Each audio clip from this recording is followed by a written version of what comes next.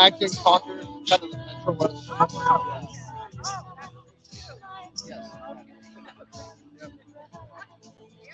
Yeah. Baseball shop.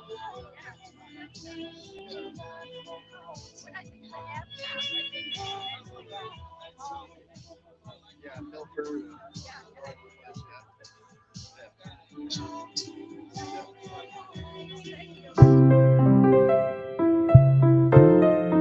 Doobie-doobie-doo.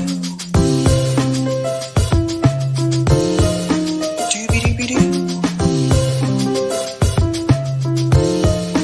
Doobie-doobie-doo. I'm your host, Sabrina Salvati. Doobie-doobie-doo.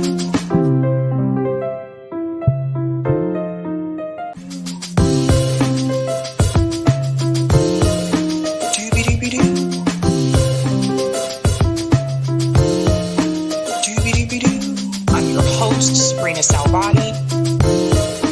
Doobie-doobie-doo.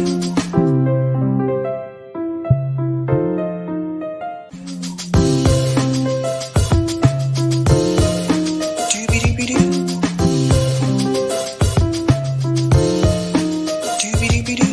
I'm your host, Sabrina Salvati. Test, test, test. Okay. I don't know if you guys can hear me or not. Hello, hello. Hey guys. So we're out here at the Assange rally. We're going to get started here in just a few minutes. Hopefully you'll be able to see another screenshot as well. Oh, you can hear me? Okay, good. Thank you, Miguel. Hi, Natori. Hello. Vance, I see you. What's going on, Roman? What's up? Shout out. Steve, hello. How are you? What's going on, JM? Thank you so much. Thank you so much. Oh, wow. Hey, how are you? Peggy, what's going on? Hi, Dana. How's it going? Jay, the informant, what's up? What's up? We're out here, so we got 2 cameras going. So you should see another camera getting shots of the crowd. We're gonna hope to get some interviews here later on too.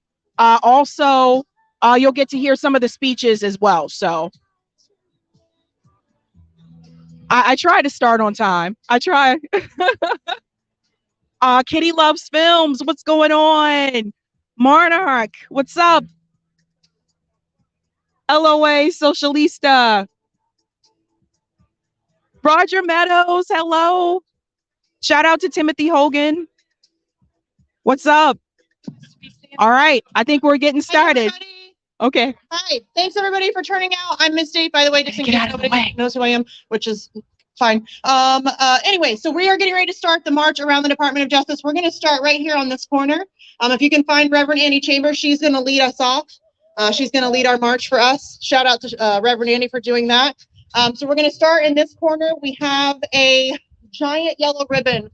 For those of you who are familiar, there is the Yellow Ribbons for Assange campaign in London, started by our dear friend Truman. So we have a massive yellow ribbon. So what we're going to do is everybody will, every couple of feet, grab part of the ribbon and march along with that. And then just follow along. We're going to march around the block and surround the Department of Justice in solidarity with the Surround Parliament action that took place earlier today. So everybody head to the corner. Let's get started.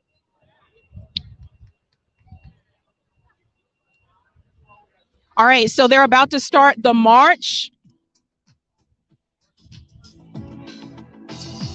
All right, so one of us is going to go there.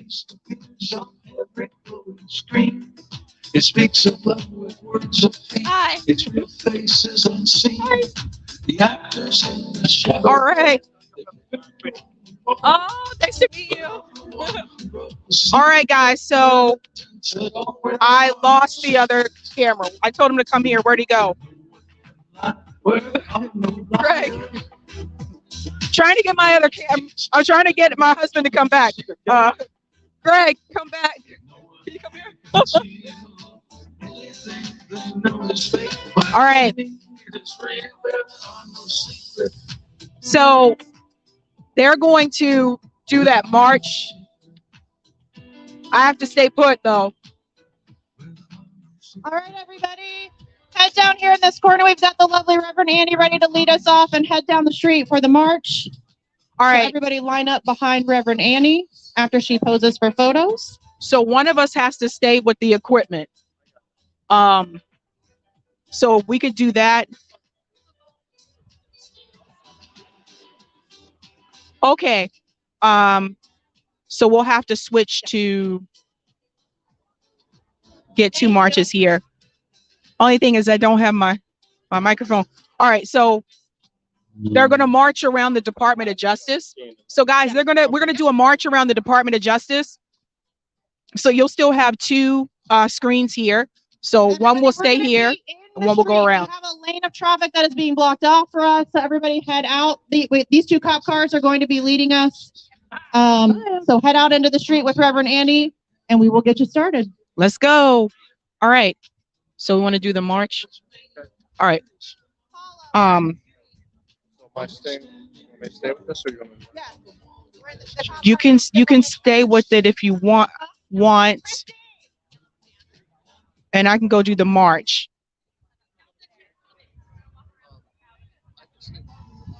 you want to save the stuff? Okay. So I would need a phone to go with me. How much battery? How much battery? 90. Okay. All right. All right, guys. I'm gonna go do the march, and I'll be back. I'll be back. Just wait for me. Oh wait, it's on me two ways. Oh wait, the camera is not facing me. It's facing you. Hold on. Oh, I'll have to figure that out. I have to move the camera around.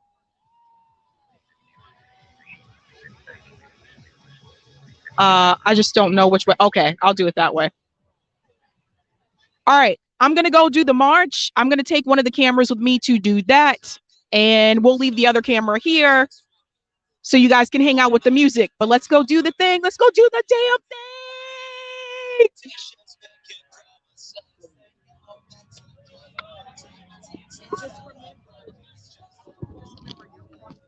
Watch out,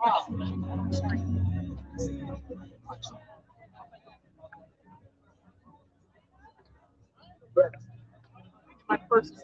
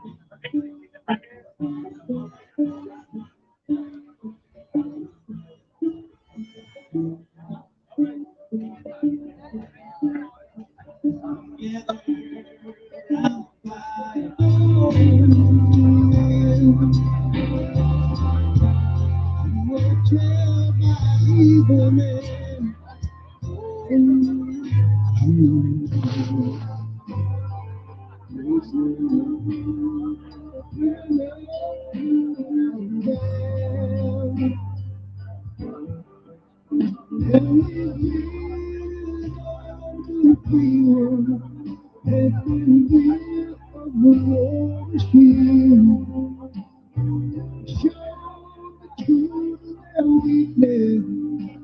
that killing all I dream. How do you like that secret?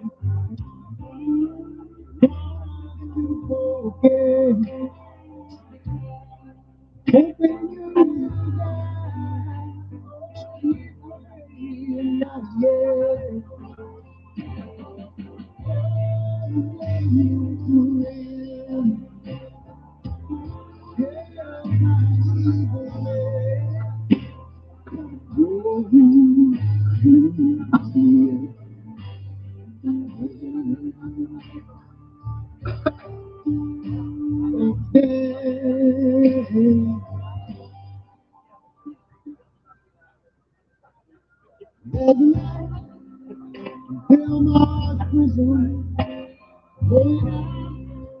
Solitary, set the world on fire with the truth without the promise to say.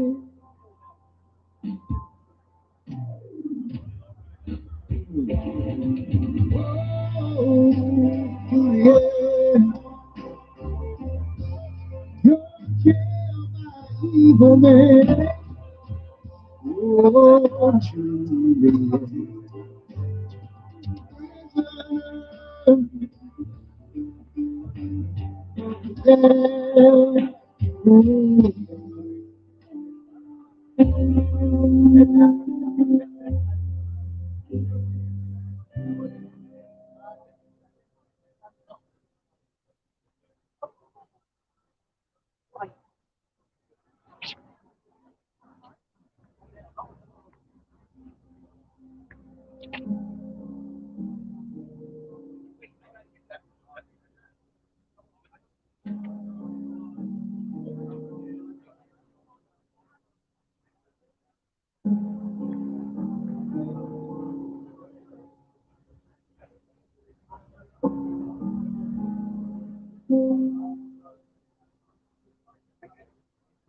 Feeling cold now, got the heater on. Feeling sold out, even though we keep it strong. Can I hold out when every day the freaking gone? They want me rolled out, never took some freedom song. I wanna see the sky, I wanna feel the rain. So gotta keep on dancing when the dancing with the pain. It's just a shame, all I can now. Because the man is the machine, but the train is off the tracks. Damn, this makes a scene. I wanna call Stein, I haven't seen since 013. I'm missing life, like 3 strikes. Life seems like 3 nights, and right in a fight, stays like great light. We stay light, shutting off the great light, in the dark, we make light. But where I'm headed now is great light. Where I'm headed now, they break lights. Make light, break light, feeling break light. Break light, break light, break light, break light, break light, break light, in my face light, break light, candidates light, break lights, I'm not sure. break lights, sit here, ask what have I done? If these strings don't cut, I see my son. But if I could just fly from this place and not hold you from love and grace. And if I could just reach you now, I'd read in my value. Be in the now, is this be in the now? I'm looking move, stress on your brow and pay you back some way somehow. But it's painted black, you see the way around now. How are the house and how's your mom? I got wait for me to give the praise what makes you hate me. But the thing you see that daily makes me crazy. That just ain't me. This is without a doubt going to be this generation, freedom government. Every single generation, right?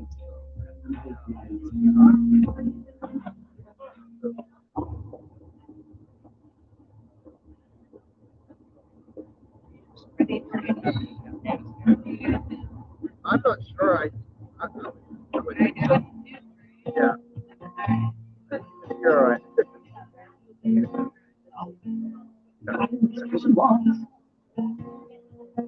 There's a man who's won awards Like a break. for the work that he has done. All that it affords, such as the knowledge of the heart, committed in our name. He gets not the message,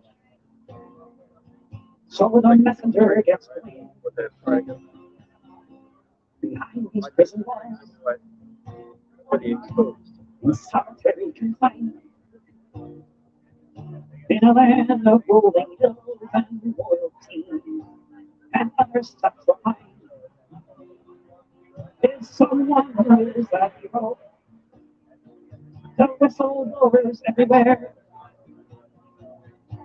who help them tell the world of the crimes of Tony Blair.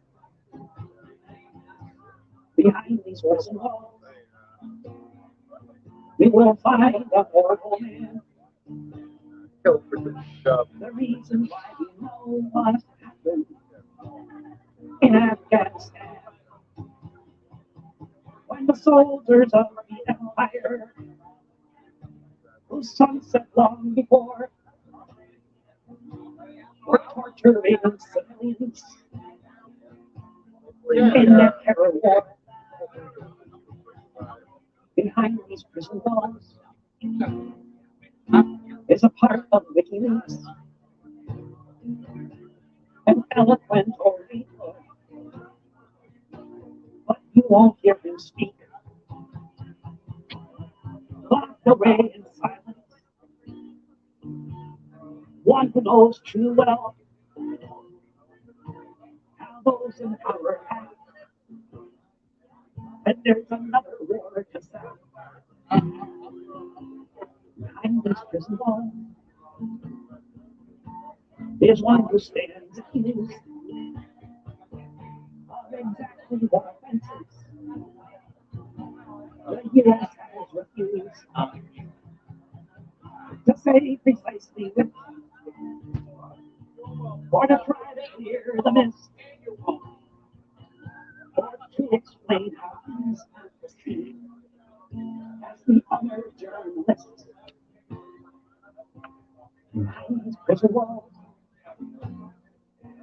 is a person made deprived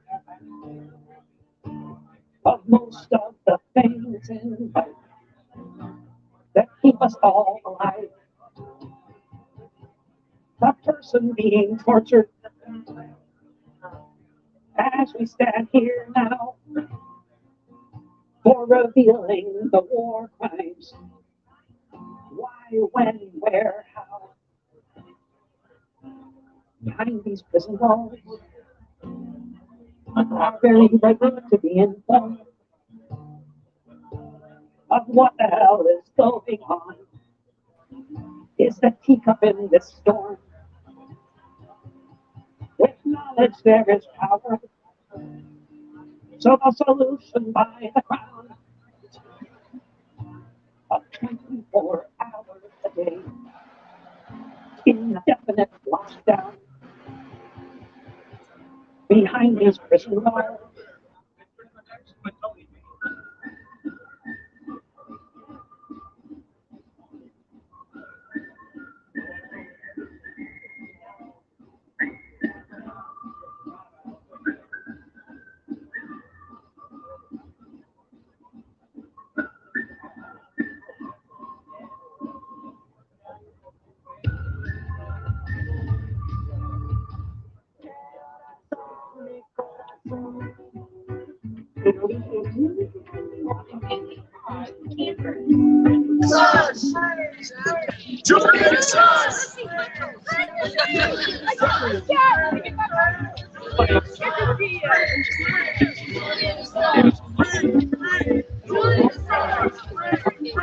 Where's Amber?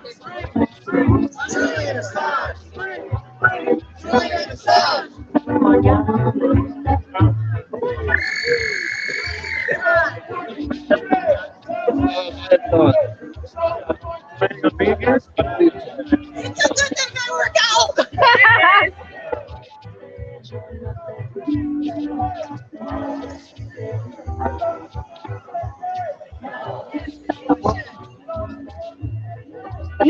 execution!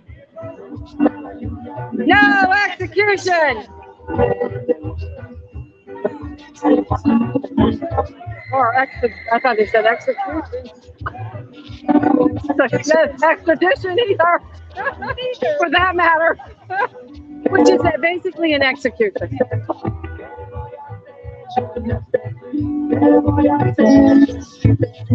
Jail John Bolin, free Assange. I like that.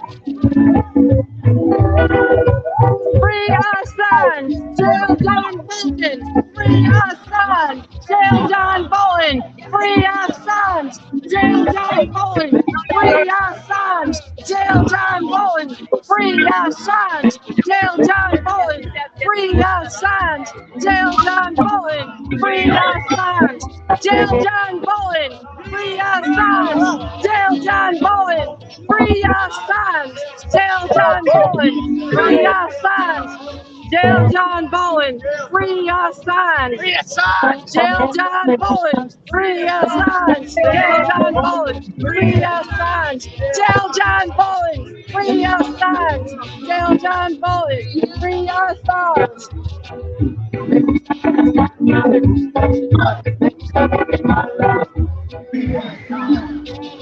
Come on, you guys, the back end. Jail John Bolin, free Assange. Jail John Bolin, free Assange. Come on, you guys. That's the chant at the front end. But it's getting lost at the back end.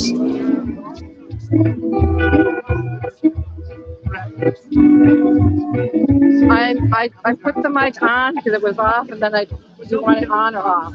On is fine. Yeah, it's fine either way. Either way, okay. Because we got two other cameras. You might want to cut some of it because I was having conversation with others, but I'm sure you'll be fine. Okay. Okay. I will get this back to you when we're done.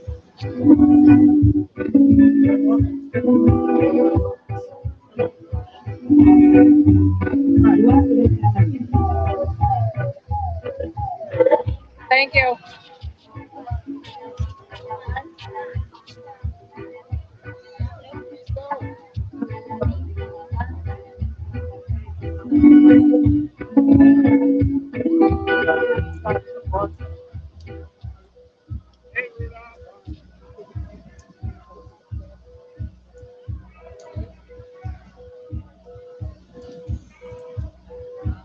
Radio Reloj. 5 de la mañana. No todo lo que es oro brilla. Remedio chino es insano. This is the Department of Justice building right here, as you can see. And we are surrounding it with our tape. And up on one side, obviously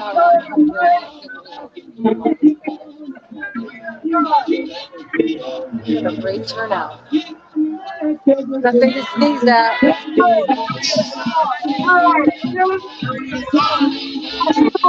Free Assange!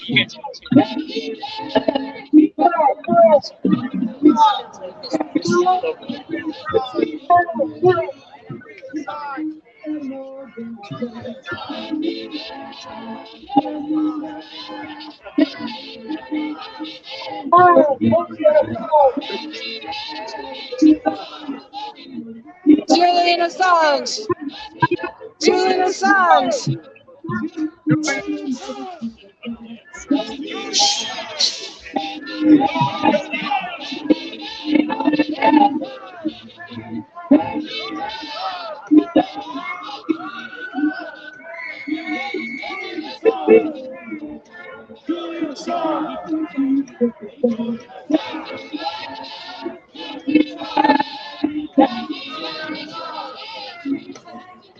Chant in the shower, please. Chant anywhere.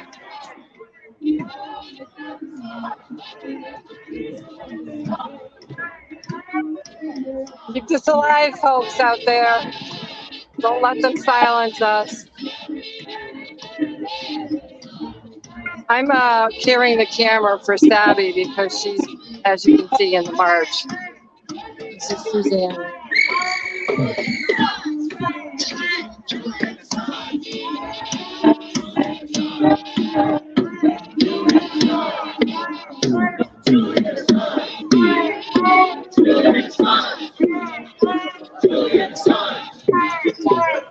I try to get to the head again, show you the length of the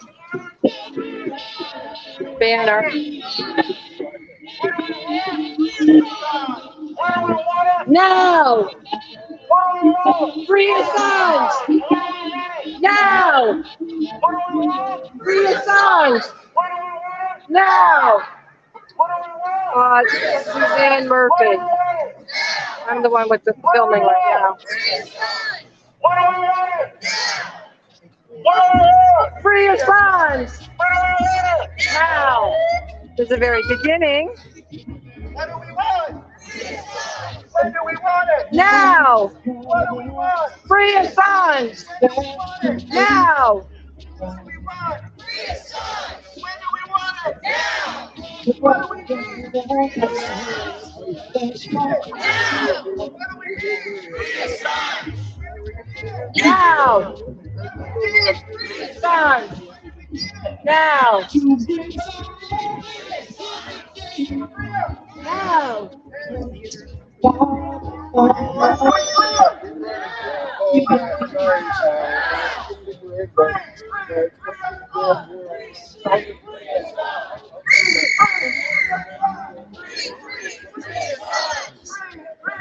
Hey, Stevie. Wolfie, it's Suzanne. I was wondering where you were.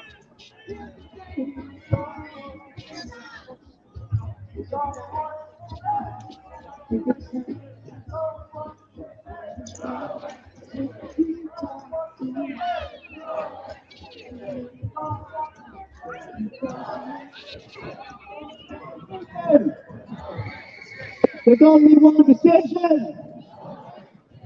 There's only one decision. There's only one decision. No extradition. There's only one decision. No extradition. There's only one decision. No extradition. There's only one decision. No extradition. There's only one decision. No extradition. There's only one decision. No extradition. There's only one decision. No extradition. There's only one decision. No extradition. There's only one decision. There's Sabby coming up. There's Wolfie! only one decision. I'll recognize that voice. There's I only miss one you. decision. Come back to TVA. Where the There's heck are only you? one decision. Can't even There's tell you how only many one times we've talked decision. about you. All in a good way. We miss you. Free. Julian Assange. Free. Wish you were here. Julian Assange. Free. Free. That's a pretty good turnout for an Assange event in Julian DC. Assange. I'm not at all disappointed. Julian Awesome. Assange. Free. Free. It'll grow bigger as the case moves to the U.S. No doubt. Free. The center of gravity is shifting to the U.S. and that's what you're going to see. Free. We're not taking it sitting down. Free. Free. Free. Free. Free. Free. There you go. Free. Free. All right, he's fine. Okay, he's over here. Let me go What grab do my we husband. want? When do we want it? What do we want? When do we want it? What do we want? When do we want it? What do we need? When do we need him? What do we need? When do we need him? What do we need? When do we need him? What do we need? When do we need him? What do we need? When do we need him? What do we need? When do we need him? What do we need? When do we need him? What does the planet need? When do we need him? What does the planet need? When do we need him? What do we need? When do we need him? What do we need? When do we need them? What do we need? When do we need them? What do we want? What do we want? What do we want? When do we want it? What do we want? When do we want it? What do we want? When do we want it? What do we want? What do we want? What do we want? What do we want? I want to hear it. What do we want? What do we want? They need to say inside. What do we want? When do we need it? What do we want? When do we need it? All right, that's it. This is gotta go.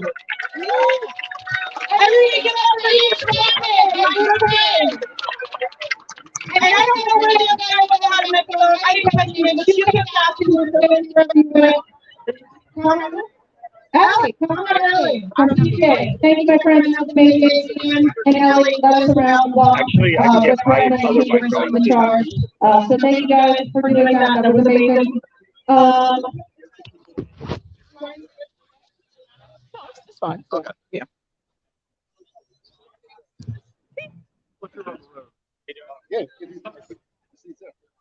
All right, everybody. That was amazing. I'm not gonna lie, I got a little emotional. For those of you that don't know me, I'm Misty Winston. I'm an organizer and activist with Action for Assange. We've been around for, I don't know, too long. When we started, we thought maybe we'll be doing this for 6 months, and here we are like 4 years later. So we have an amazing list of speakers, so I'm not going to waste any of your time rambling, which is what I'm known for. I'm going to not do that, though. So leading us off really needs no introduction. Her name is Dr. Jill Stein. She is, yes, give it up for Dr. Jill Stein. She is an American physician and activist. She was the Green Party's nominee for president of the United States in 2012 and 2016, and I voted for her both times. And she is also a member of the amazing group Doctors for Assange, so she is representing them as well today. So once again, please give it up and welcome Dr. Jill Stein.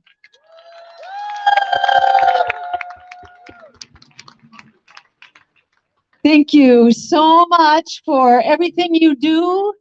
Everyone here is a hero. We are all Julian Assange. We all need Julian Assange, and we all need to stand in for him as best as we can until Julian Assange is free. I especially want to thank the members of the press, because the real press is here today, not the oppressed, who are the ones that should be here, but are busy keeping us down in so many ways. So as we know, what's going on here is not just a threat to the life of Julian Assange, it's really a threat to the life of our democracy. The more you look at this case, the more you become traumatized, I must say, by just looking at what is going on. This is an assault not only on freedom of the press, it makes a complete mockery of our judicial system. It is an attack on human rights. It's absolutely unacceptable. What we are watching here really is a microcosm of the crisis of our democracy. So we have no choice except to keep fighting back. And I have to mention, I'm here today representing Doctors for Assange, which is a group of healthcare providers, doctors, psychiatrists, and psychologists who've made the point that the treatment of Julian Assange is basically one of psychological torture, and it must not be tolerated. So what we really need right now is watchdog journalism. We've had enough of lapdog journalism, which is what we've got today. If we don't have watchdog journalism, how do we ever end the endless wars in which we have spent $21 trillion since 9/11? How much safer are we? How much more democratic and free are we? Not at all. We need to be spending that money on human needs here and around the world, and on a global Green New Deal, and on peace and justice, not on endless war. That is why they are silencing Julian Assange. We need the money that's going into endless war to solve our climate crisis, which is becoming more catastrophic by the day, with a third of Pakistan underwater, with the ice sheets in the Antarctic said to lose a major ice sheet, the so-called Doomsday Thwaites Glacier in the Antarctic, which is threatening with 2 feet of sea level rise, which may begin to accelerate any moment now. We can be fixing this crisis, but we cannot fix this crisis while we have a press that's basically in bed with the banks and the billionaires and the fossil fuel giants and the war profiteers. So this is about seizing the power that we have. And I just want to remind people, we do have the power. We do have the power. As Alice Walker said, the biggest way people give up power is by not knowing we have it to start with. A poll was just done by Gallup, and they found that overwhelmingly, the major concern of people in this country is for jobs. It's for an end to inflation. It's for being able to afford the cost of living. It's for health care as a human right. These are the things that people want. The number of people who thought that the business with Russia is the leading issue amounted to a measly 1%. Yet that is what we hear the lapdog media screaming about all the time. So don't take that propaganda at face value. Have the courage of our convictions. Let's keep fighting. We are going to free Julian Assange and protect our democracy for all of us. Thank you all so much for being here.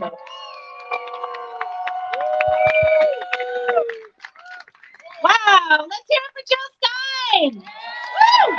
How you guys doing? My name's Amber King. I'm with Roar Media, flew out from the beautiful Pacific Northwest to join you all here today. And I would like to introduce our next speaker. Please give it up for Chip Gibbons. He is the Policy Director of Defending Rights and Dissent, where he advises lawmakers on the Espionage Act and the First Amendment implications of pending legislation. As a journalist, Chip has analyzed U.S. prosecutions of our truth tellers, highlighting the violations against the First Amendment and human rights. Please give it up for Chip. Thank you very much. It's a great honor to be here. And as already was mentioned, I'm with Defending Rights and Dissent, an organization that for 6 decades has defended your right to know and your freedom to act. It is so great to see so many of you here today. This is an extremely heartening crowd. It is inspiring, but I want to take a minute at the beginning to remind us of some of the people who could not be here today, like Edward Snowden, who is in exile because he exposed how our government lied on or spied on us in violation of their own laws and lied about it. Like Daniel Hale, who right now is in a communications management unit for exposing the realities of drone warfare. Communication management units are draconian prisons reserved for terrorists. The drone program is terrorism, not whistleblowing. And of course, the reason we're all here today, Julian Assange, who is right now in Belmarsh, one of the most draconian prisons in the world. Once again, generally reserved for terrorism. Very interesting. The person who exposed the terrorism is the one there. For over 105 years, the Espionage Act has cast a shadow over our society. It may sound like a law that is aimed at spies and saboteurs, but it is a law that has censored, silenced, and chilled opposition to U.S. foreign policy, whistleblowing, and journalism. It was passed during World War I, and not a single German spy was prosecuted under it. Instead, thousands of Americans like Eugene Debs and Big Bill Haywood, who did not think we should be in a bloody and pointless European war that may have been extremely profitable to the war profiteers and the arm manufacturers and the captains of industry, but came at a heavy cost that was paid by the working class. Those people were in jail. Their prosecution so enraged the public, we had a movement like never before for freedom of speech that redefined free speech itself and turned the First Amendment from more than just words on a piece of paper. Unfortunately, in spite of those fantastic victories, 100 years later, we still have unfinished business with the Espionage Act. And I also want to be clear that there is clearly a through line between putting Eugene Debs in jail for saying, and this was the quote that landed him in jail, "If war be right, let the people decide," and persecuting Julian Assange, a journalist who believes that if wars can be started on lies, then peace can be brought by truth. Starting with Daniel Ellsberg, the Espionage Act took on a new purpose, silencing and prosecuting whistleblowers. And the national security state, from as soon as the Pentagon Papers were published, began salivating at the idea of putting away journalists under the Espionage Act. But for decades, that was considered a bridge too far, even by CIA directors and other people who were all willing to use it against whistleblowers. That is until Julian Assange became the first person ever indicted under the Espionage Act for the publishing of truthful information. And we want to make sure he's the last person indicted for publishing truthful information, and that he never stands trial in this country, because if they bring Julian here, it will not just be Assange on trial in the Eastern District, it will be our First Amendment in the docket as well. So we have to make sure the U.S. government never gets its hands on Julian, and that we amend the Espionage Act so that it can no longer be used to incarcerate, jail, and intimidate those of us who oppose the policies of war and empire. Thank you very much.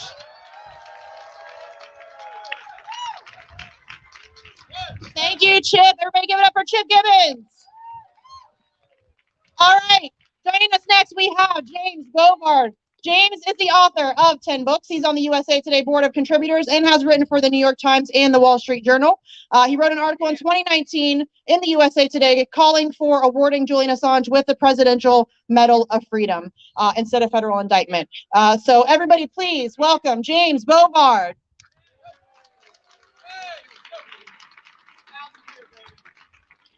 Thanks.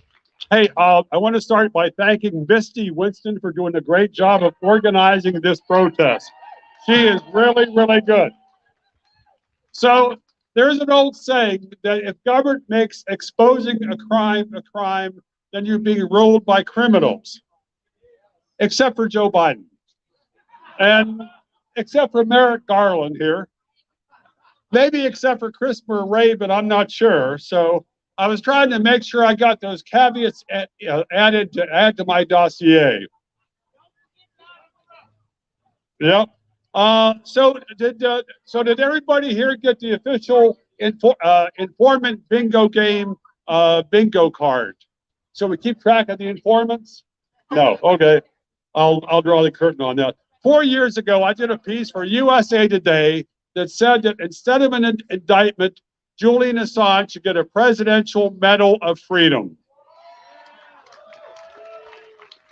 Now, I don't trust presidents, and I don't trust presidents that give medals of freedom to people like Robert McNamara, but I'll make an exception in Julian's case. Julian said, if wars can be started by lies, they can be stopped by truth. He's facing 17 counts of the Espionage Act for exposing war crimes that were committed by U.S. forces in Afghanistan and Iraq. The Christian Science Monitor said that the reaction of Congress was to Julian Assange's message was to shoot the messenger. But the Taliban did not buy into the cover-up. And as we saw last year, the American troops were unpopular in Afghanistan, the puppet government collapsed. But Congress had no reason not to know. Julian Assange, WikiLeaks showed them 12 years ago that the war was not going to be won, but they kept going. So 3 years ago, when back when Britain arrested Julian Assange for the U.S. government, Senator Joe Manchin said, Julian Assange is our property, and now we can get the facts and truth from him. Unfortunately, Manchin has no recommendations on how we can get the facts and the truth from the federal government right now. Okay, so Biden has ramped up U.S. bombings in Somalia. Who exactly are we killing and why? It's a secret. Question is, U.S. government is still financing Syrian terrorist groups that are slaughtering Syrian civilians. What are the details? It's a secret. Why is the U.S. still bankrolling Saudi atrocities in Yemen? It's a secret. And then there's the biggest and most dangerous secret on the horizon right now, U.S. intervention in the Russia-Ukraine war. We have no idea how far that the U.S. has gone and what kind of actions U.S. might have taken. It's possible they're Pentagon and CIA officials who are trying to who are warning, but those warnings are being ignored, and it might be that we don't find out about it until it's too late. So the Justice Department stresses that Julian exposed classified information. People in D.C. talk about classified information like it's a holy relic that cannot be exposed without damning the nation. How much classified info do the feds have? They make trillions of pages of it per year. That's part of the reason we have little or no idea what the U.S. government foreign policy is right now, because there's an iron curtain that has fallen about this. And this helps explain why there's so little trust in Washington now. Americans today are more likely to believe in witches, ghosts, and astrology than to trust the federal government. We need more hell rages like Julian Assange to save democracy from the deep state, from big government, and from both political parties. Hopefully we can get him out there, get him out of prison as soon as possible, and thanks for coming to this event.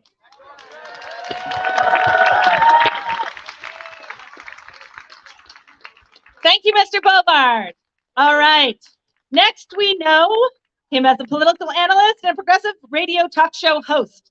Garland Nixon has served on the board of the ACLU National Board and appeared on multiple TV and radio programs, and my favorite one to watch on Rockfin. Please welcome Garland Nixon.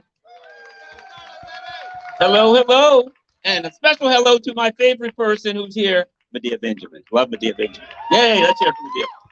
So, you know, I didn't really have a plan, but on the way over here, a friend of mine, I was talking to a friend of mine on the phone, and I was getting, you know, why are you doing that? You know, the empire's too powerful. You're not going to get anywhere, blah, blah, blah. And I thought about this very short story. It's a good story. I made it up. So there's a guy at the dock. He's standing on the dock, and he's pushing against this aircraft carrier. And somebody walks up to him, and they're like, what are you doing that for? You're wasting your time. You will never move that aircraft carrier. And he says, well, it's a hobby. It's just what I do. I'm a pusher of aircraft carriers. I do it because I enjoy doing it. Whether it moves or not, I'm going to keep doing it. Here's my point, because a special hello also to the people, those who are in the national security, enforcement agencies who are here. You know who you are. I just want to say hi and thanks for helping build up the crowd a little bit.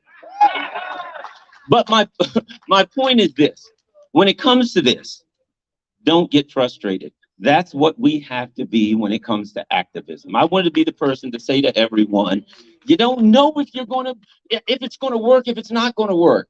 Don't be the angry activist. Enjoy your activism.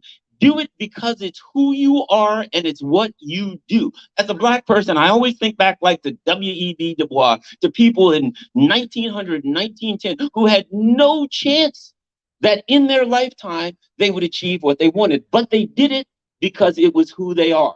So to those in the national security state who are here trying to figure a way that they can turn down the volume on this thing, it's not going to happen. We're going to continue to do this. We're going to stand for Julian Assange because it's who we are, it's what we do, and we're not going to stop, and we're going to enjoy the fight. Thank you.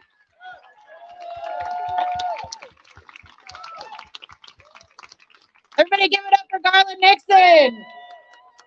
Thank you, Garland. Okay. I'm personally pretty pumped about being able to introduce our next speaker. She, I think, came from the womb and was immediately in the streets. She is a minister, a Black Panther. She was instrumental to the Poor People's Campaign and is well known for her work as a grassroots community activist for welfare, housing, and healthcare rights. Everybody, please give it up for the legend herself, Reverend Annie Chambers.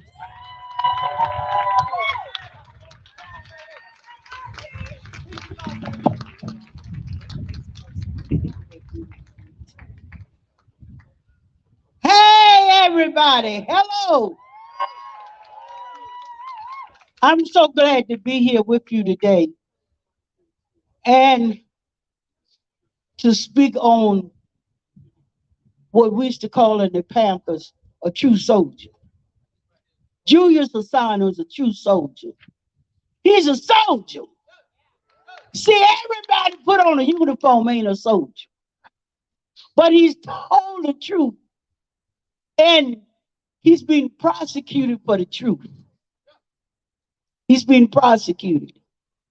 And doing this, when I, was about to speak, know I was coming, I had to pray. My prayers. Because I've been praying for him ever since they incarcerated him. Along with a lot of other of us, he's incarcerated unjustly. But look where we are. We're in America. A country that was stolen on lies. A country where people with class, as I was explaining to some of my colleagues and one of my sons and my husband coming over here, when they talk of what they call class. Class is money. That's all it is. So we in a country that thrives on greed and the viciousness. And when he told the truth about us going other countries, oppressing other people, stealing wealth from other people in other countries, he had to be stopped. That's what they think they can do. But I prayed on this, as I said, and I asked God to give me some clarity. As a minister and a woman of God, because I haven't always been. I haven't always been. But he gives me good clarity. And I picked up the Bible and I seen Paul and Silas. And I read about them. They refused to bear down. They refused to bear down. Julius refused to bear down. He's not bearing down. I know that he's suffering. And I know that he's being tortured. And he's being abused. But we must understand there's still a higher power. I have belief in this power. I know that this power works because it brought me to. And it's brought a lot of other, my comrades, too. And we have to understand that while we have to fight this battle, and I say it all the time, whenever I speak into my family, I may not see it in my lifetime. I'm 81 years old. I may not see it in my lifetime, but y'all know that I made a mark. I'm going to be fighting. That's what I tell them. But you remember the Roman Empire? Biggest empire in the world. Thought they could conquer the world. But it was not done. It was not so. That's what America thinks they are.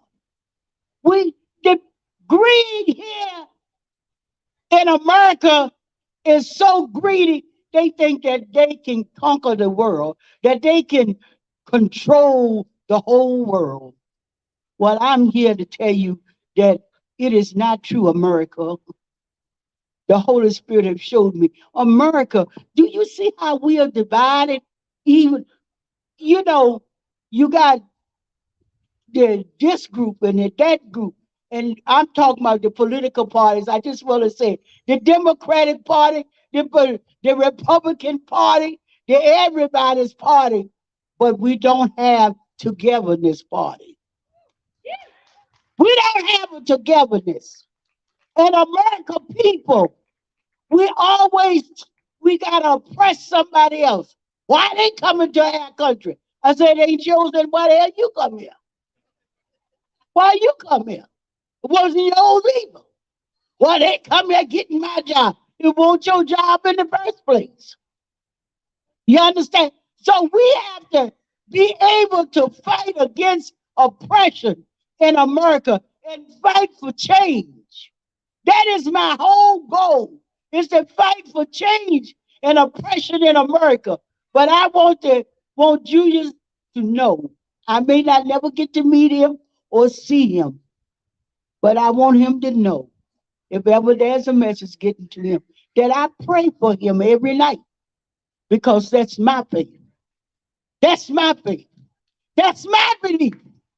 I know that he's going to come out victorious.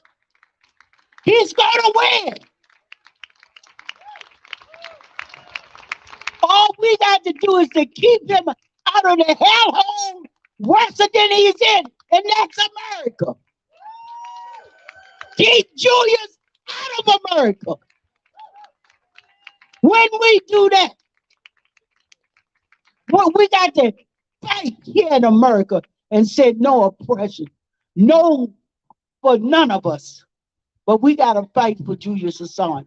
And I want him to know, and his family, and all of y'all to know, that every night I pray. Every day I wake up saying, Lord, please bless and keep him.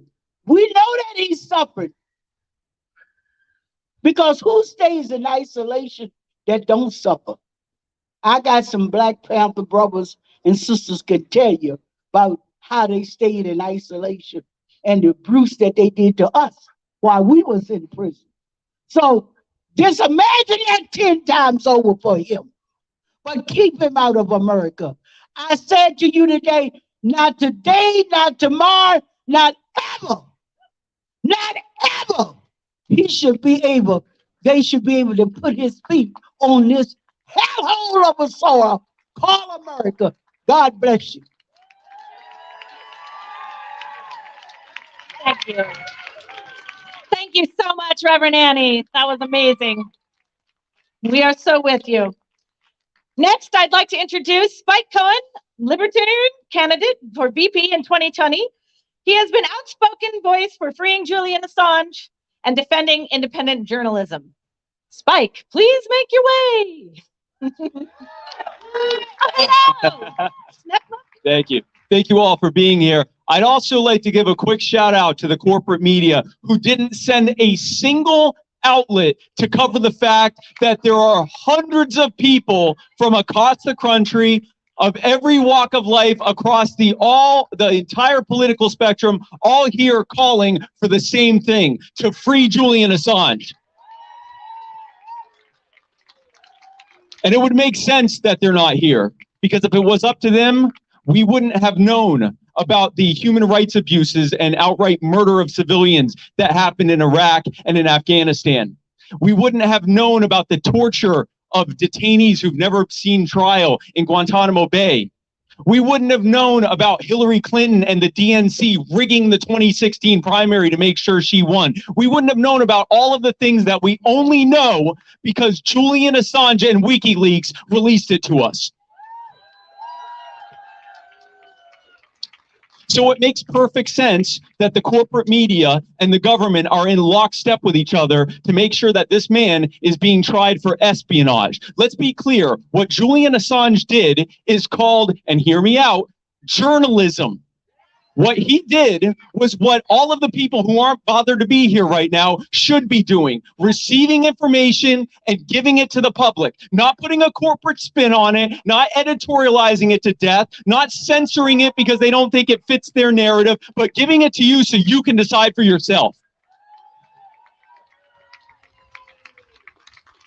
Julian Assange and WikiLeaks and all of the free independent media that are here, they are the only thing separating you from having absolutely no idea what this government and what this corporate media is doing. They're the only thing that are separating it. Now, the one thing that we keep being told is, well, maybe it was journalism, but if you think about it, the information that Julian released was a threat and was helping these foreign dictatorships, our enemies, these dictatorships. Well, let's take a look at what these dictatorships are doing.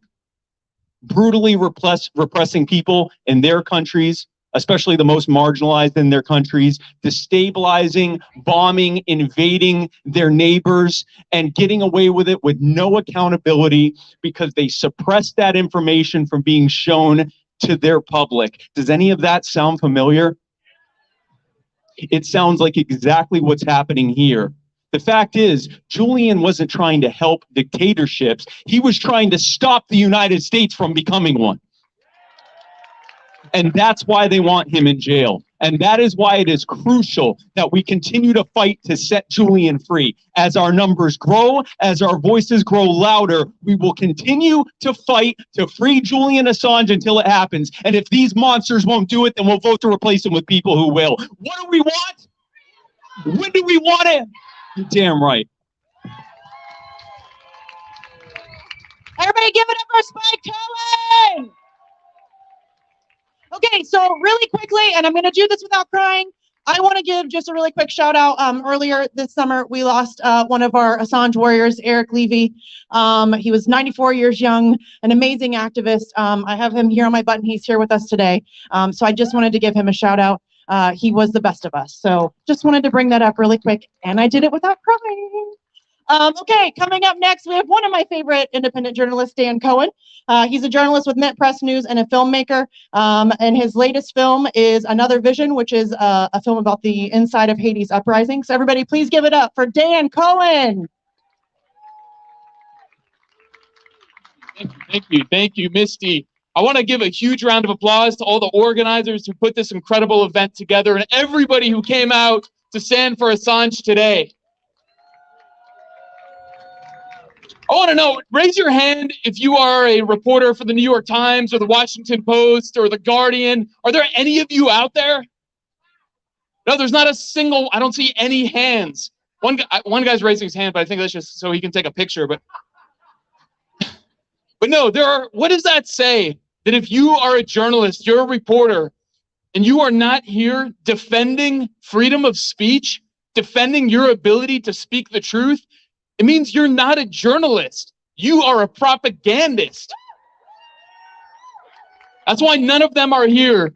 And it comes down to regular people, other independent journalists who are not owned by BlackRock, by the mega corporations and financial institutions that dominate our lives. So it comes to us. We are the real resistance in this country. Yes, exactly. We need to make our voices heard here in the belly of the beast. I mean, think about the importance of Julian Assange, the importance of WikiLeaks in this moment as we are on the precipice of, as Joe Biden said, Armageddon. And what did Julian Assange say? What did Julian Assange say about war? That every war begins with a lie. And so truth can bring peace.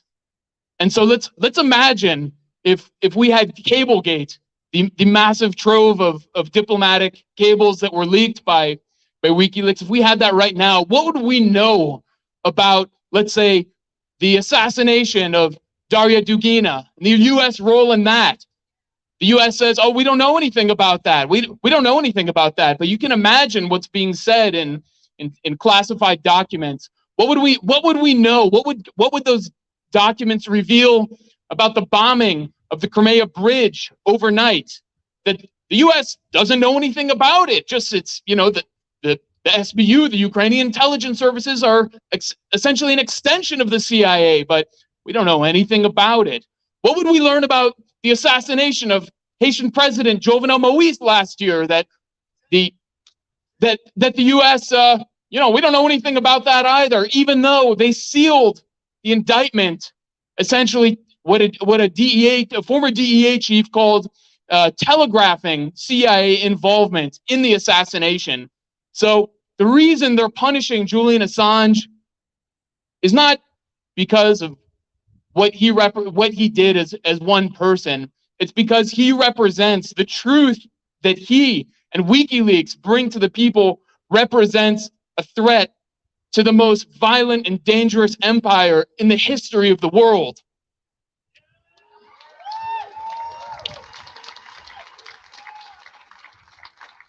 And I'm inspired to see so many people here today who have come from all around the country to make their voices heard, to refuse to submit, and to fight back. So thank you everyone for coming out. Thank you. Give it up for Dan Cohen and go check out his movies too. Next, I'm going to introduce Bethany DuPont. Please make your way to the podium. She is the author and director of Haiti Liberte, the largest Haitian weekly that is published. We are very welcome to have you.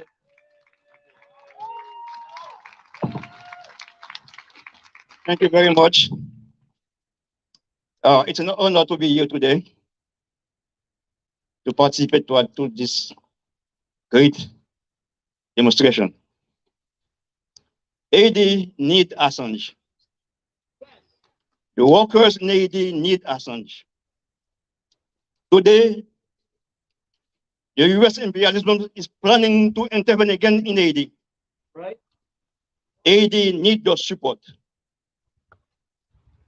And Haiti need Assange. Friends and comrades, in 2011, WikiLeaks provided Haiti Liberte newspaper with 2,000 pages of classified diplomatic cables, which allow our team to write dozens of articles over the past 11 years about Washington machination in Haiti. We have published articles about the US try to sabotage Venezuela's project to provide cheap gas and loan account to Haiti known as Petro-Caribbean Fund. How it fought effort to raise Haiti minimum wage from $1.75 per day to $5 per day. How it unilaterally deployed US troops into Haiti after January 2000 earthquake. How it integrates coup-making soldiers into Haiti police force. How it approved of deadly assault on Haitian shanty towns. And how it fought tooth and nail for 7 years to stop President Aristide return to Haiti after he was exiled in 2004. We have also used the secret US embassy cables to profile corrupt Haitian politicians like Yoda Torchi and Woody Erivo, expose the Haitian bourgeoisie attempts to turn the Haitian police into a private militia, and reveal that the US official saw the UN military occupation of brutal, political, and ineffective force. Friends and comrades, WikiLeaks has provided 250,000 cable, which part of Chelsea Manning famous cable gate leaked to mainstream media outlets like The Guardian, New York Times, Le Monde, and The Spiral. However, these outlets, which are beholden to the respective establishment, did virtually nothing with the revealed documents. That is why Assange and WikiLeaks team undertook the difficult task of securely delivering the cable to Haiti Liberte in Haiti. Yet it's similar deliveries around the world. It is for this valiant effort to disseminate truth and transparency to the world that Assange is now being held in virtually tortured and Belmarsh prison. It is one of the greatest travesty of justice in our lifetime. The fate of press freedom is in our hands. Let us use all our force to demand work for the release of Assange from the clutches of the US Anglo-Saxon axis, which now all our atonement him in jail cell for the crime of simply publishing indisputable facts which the public needs to know. We at Haiti Liberte are proud to have been one of the WikiLeaks original partners in publishing the truth about Washington crime and mischief worldwide. In this way, WikiLeaks has played an historic role in contributing to Haiti's national liberation struggle, as they have done in other countries.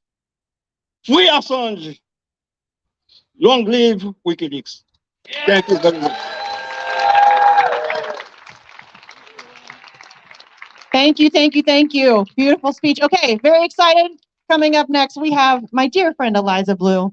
Eliza is a human trafficking survivor and an advocate who works directly with survivors of human trafficking. She also collaborates with international organizations and governments, and she is always fabulous. Please, everybody, give it up for Eliza Blue.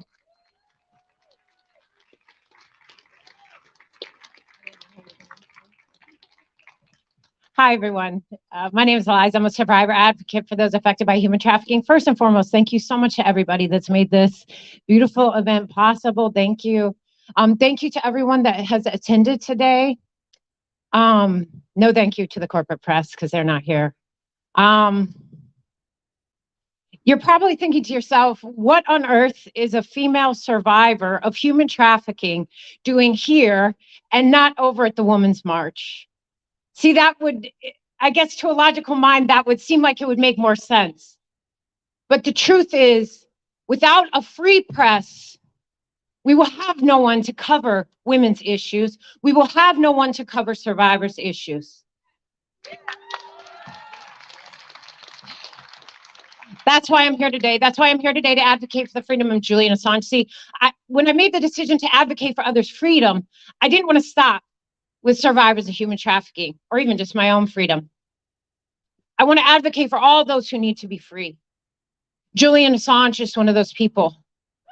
But if we don't advocate for Julian Assange now, it will inevitably affect all of our freedom, especially press freedom. When it comes to survivors of human trafficking, we need an opportunity to speak out to a free press. We need whistleblower protection, and we definitely need free speech. We just do. Survivors need it. That's why I'm here today. Yeah. I couldn't look my fellow survivors in the face, the survivors that are going to walk after me. I couldn't look them in the face and say I did everything that I could do to serve them, and know that I did not advocate for Julian Assange when it mattered. This is the beginning, but I'm telling you, it's coming for all of us. It's coming for all of us. We have to fight for our freedom. We have to fight for our right to speak freely. Thank God I'm an American. Oh, woo! It's all we got left. It's all we got left. Are you ready to fight for it? I am. I have a message for the ruling class, the global elites, the CIA, the FBI. Be a hero, quit your job, become a whistleblower. Yeah. But if you do not, I'm hyped today. If you do not, you can tell I get hyped when I walk around. If you do not, if it's a choice between free speech and the United States government, trust and know, one's got to go. If one has to go, it ain't going to be free speech. I can bet you on that. I can bet you on that one. Yeah. We aren't going to lose our free speech. God. I think I get so passionate about freedom because I know what it's like to lose it. And once you lose it and get it back, you don't ever want to lose it again. Yeah. It's really hard to get it back. I was thinking yesterday, and I wasn't going to add this in originally, but I know there's a lot of folks here that have been fighting this fight for a very long time. There are a lot of people that have been fighting for Assange for a very long time. Anyone that's been keeping up with what's been going on, there's been things going on, worldwide today, which have been really incredible to watch. And I had a message for you. As a survivor advocate, the days get long. You grow weary, you get tired, you get worn out. It's stressful. It's like you feel like no one's listening. You feel like there's nothing you can do. You keep going, you keep going, you keep going. Every day you wake up, you're like, what the hell? I gotta keep fighting for this. I see the Assange people is the same way. Thank you. And then on top of all of it, you'll have like Karen 9730065 on Twitter tell you, oh, Julian Assange wasn't, you know, he was not a journalist. Yeah, right. Keep going. Please keep going. Because not only are you fighting for Assange, you're fighting for yourself, you're fighting for me, and you're fighting for survivors of human trafficking, some of our world's most vulnerable who need to have a free press and free speech. Thank you so much for letting me come today. Thank you so much for letting me speak. And thank you all for being here so much. Thank you. Wow, thank you. Let's give it up for Eliza Blue, everybody. All right, next up, we have Dave DeCamp. He is a news editor of antiwar.com and a freelance journalist based in Brooklyn, New York, focusing on U.S. foreign policy and war. Please welcome Dave DeCamp. Thank you. First, I just want to thank all the organizers for putting this together. It's great to see so many people out here for Assange, and so much work has to go into this. And so, when I'm talking to you today, we appear to be on the brink of nuclear war. And I don't like to be an alarmist, but as Dan Cohen mentioned, the President of the United States did just say that the other day. We're facing nuclear Armageddon, the highest chance since the Cuban Missile Crisis. We have to ask ourselves, how did we get here? How did we get to this point and forget the lessons of the Cold War? Well, a few things happened, including giving up on the peace dividend after the collapse of the Soviet Union, using the unipolar moment to pick on and destroy smaller countries, responding to 9/11 by killing millions of people that had nothing to do with it. They made an enemy out of Russia when there was absolutely no reason to do so. And that's not me, that's George Kennan who said that. Now we're seeing a similar situation unfold with China, making war over Taiwan more likely. Instead of dismantling their nuclear weapons, they tore up arms control treaties and created a plan to spend $1.5 trillion to modernize the nuclear triad. And they have to justify that somehow. So how could we let this happen? And the reason why is because we don't have more people like Julian Assange. And for exposing the truth and the deep-seated corruption that led us to this point, he's been vilified and tortured and kept away from his family. And why did they do that? Again, if there were more WikiLeaks and more people like Assange, we could find out the truth of what's going on, as Dan Cohen mentioned, with the war in Ukraine. There's strong evidence that the Biden administration wanted to prolong this war, that they sent Boris Johnson over there in April to kill a peace deal. We don't know for sure. What we know right now is to see what they've been saying to each other.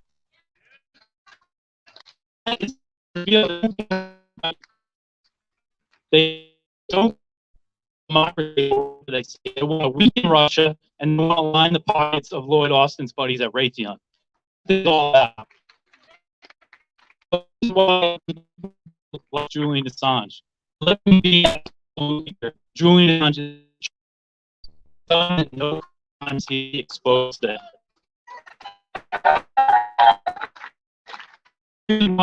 So important.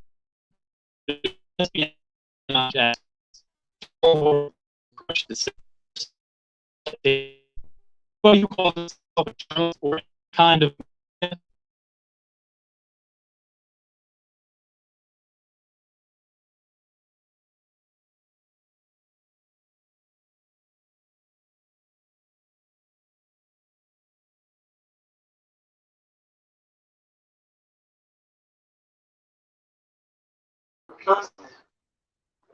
in our time, we need our government, the U.S. empire, to free Julian Assange.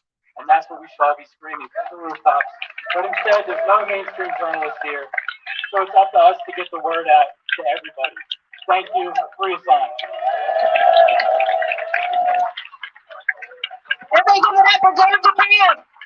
Okay, really quick housekeeping note, if you are in independent media, because corporate media is not here, but if you're in independent media, first of all, thank you for showing up. Second of all, if you would like an interview with any of our speakers and they're available, we have a tent set up right down there. You can go and register with Suzanne and she can get you set up with any of our speakers. So just so you know, go through Suzanne. Okay, coming up next we have Esther Ibraham. who is an author, multidisciplinary artist, and independent journalist who produces and hosts on the ground voices of resistance from the nation's capital on podcasts and more than 25 stations on the Pacifica Radio Network. Everybody give it up for Esther Ibraham.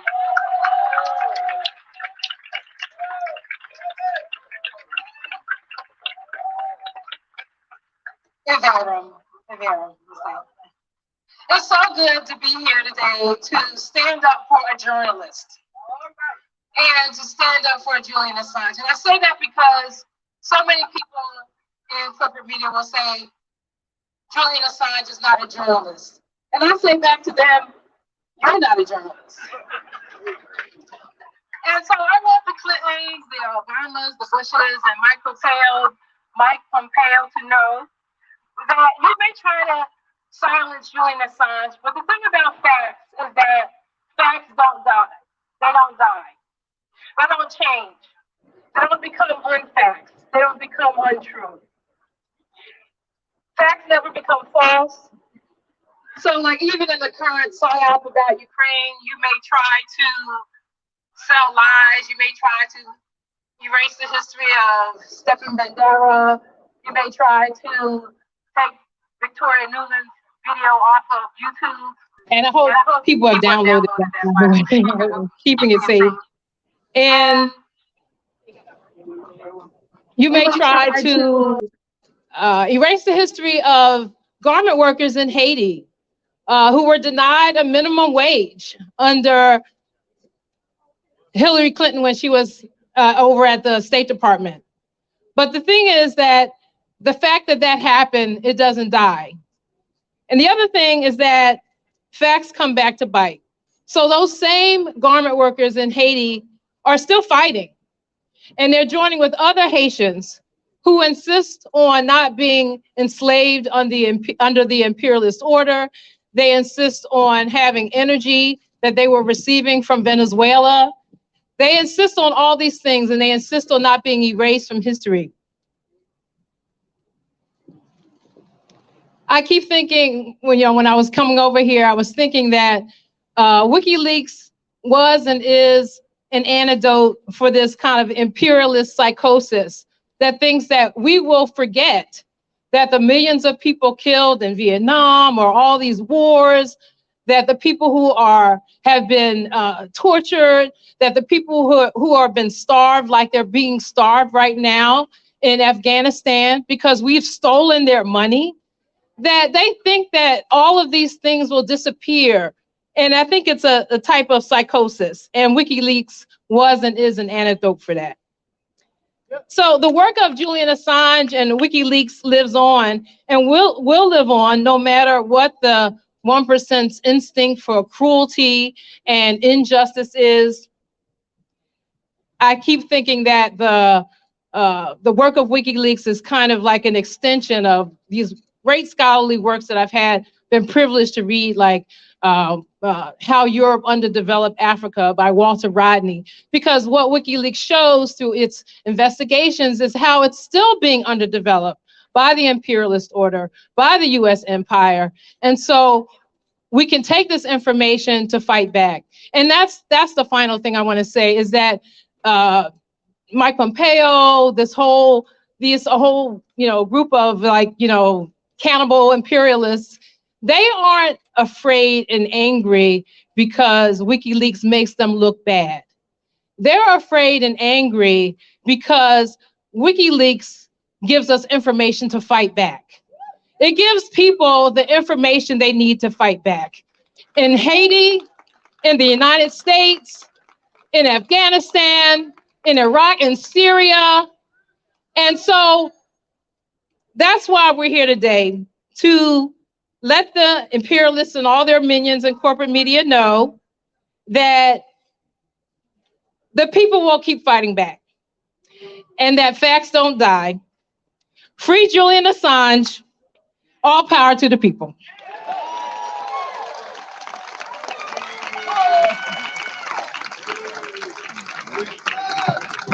Free Assange, everybody. Thank you so much. Let's give it up for Esther Ibraham. Woo, Ibraham.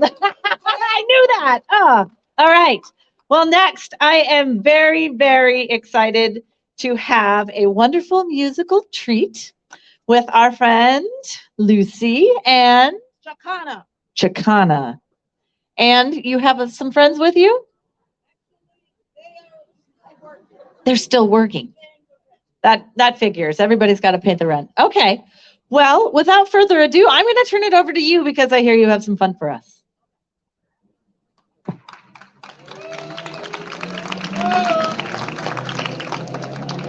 I invited my friend from Chile, Karen Andrea Morales Chacana, better known as Chacana with the Teatro de la Bolsa, to join me because 1973 in Chile was an eye-opener for me. I said, wow, these people will do the same thing to white people that they've been doing to black people in this country. And so we are members of the Black Workers Center Chorus. And our job is not for you to listen to us, but to get you to sing with us. And we do it in at least English and Spanish. So can everybody say libera? Assange. No nos moverán. Oh, y'all look good. Libera Assange, no nos moverán. Libera Assange, no nos moverán. Como un árbol firme, firme junto al río. No nos moverán. Freedom for Assange. Freedom for Assange, we shall not be moved.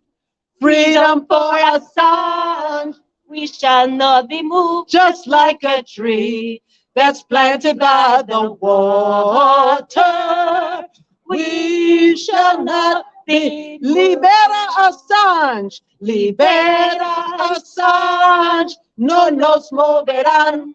Libera Assange, no nos moverán como un árbol firme, firme junto al río.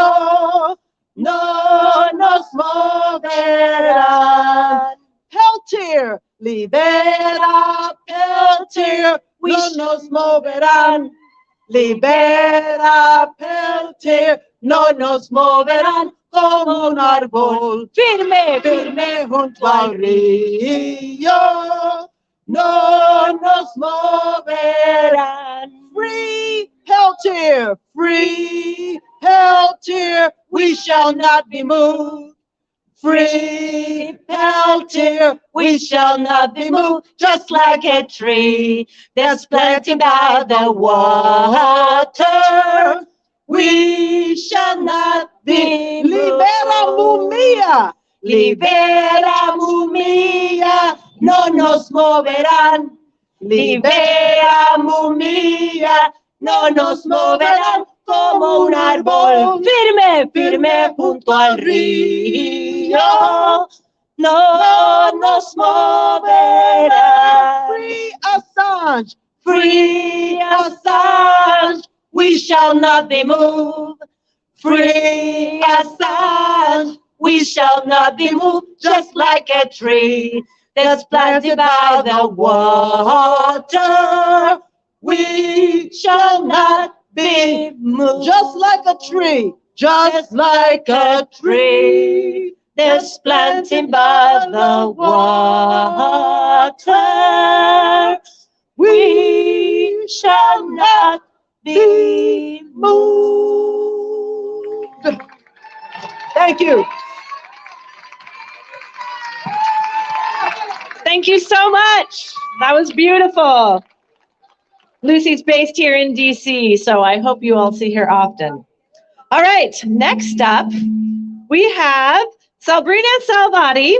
She is an activist, former educator, and host of the Sabs podcast, and co-host of the Revolutionary Blackout Network. Please give a warm welcome for Sabrina Salvati.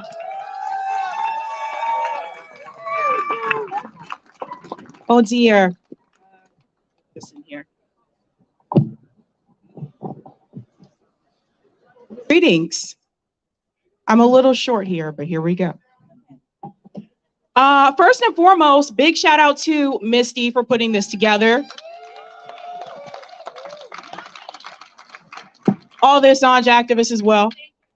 It's not every day I get to be in DC, but so excited to see all you guys.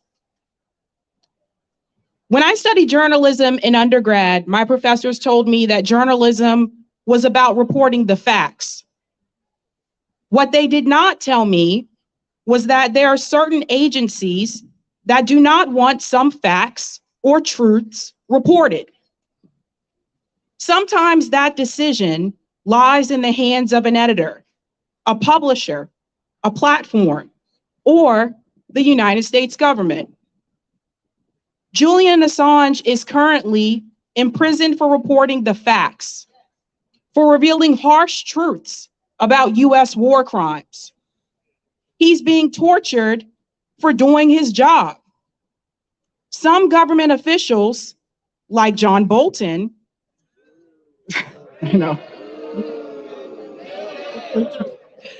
have called Julian a criminal. I disagree. Journalism should not be a crime. But I would ask John Bolton, where is that same outrage for the real criminals? Where is that same outrage for the clients of Jeffrey Epstein? Where is that same outrage for the Wall Street bankers that stole people's homes during the housing crisis? Those are the real criminals, and they walk among us freely. Independent journalists like Julian are critical and necessary because media outlets such as CNN, Fox News, and MSNBC spread lies every day to the American people. They regurgitate the same narrative from the State Department, the narrative that the US government has decided is acceptable. If commentators like Anderson Cooper told the truth, the real truth, would he still be employed at CNN? Make sure I got my page. If you're wondering why you should care about what's happening to Julian, if you value free speech or free press, then you should be very concerned about his ordeal. Over the past year, I've watched independent journalists and commentators struggle with censorship on various platforms. I've seen them have their work deleted, sometimes work that was published years ago. I've seen journalists demonetized and deplatformed, some of whom I know personally, and I know they do good work. I've seen Wikipedia pages smearing anti-war voices. And speaking of war, if you discuss Russia and Ukraine differently than mainstream media, you will also be censored or deplatformed. The same goes for Israel and Palestine, Syria, and Yemen. Other page here. Censorship did not start with Julian Assange, and he is not alone. We must also mention voices like Daniel Hale and Mumia Jamal. But we must also ask our representatives in DC, where do they stand on this issue? In particular, the progressive members in Congress, with the exception of Ilhan Omar, where does the squad stand on Julian Assange and the issue of free speech? Why are they silent on this issue? If they're not willing to stand up for free speech, then they will vote accordingly. And we may not have independent media, the same media that gave them a platform when CNN would not. The same media that got them elected. So this time, it's Julian Assange. Next time, it could be someone else if we don't protect free speech. Next time, it could be you. Thank you.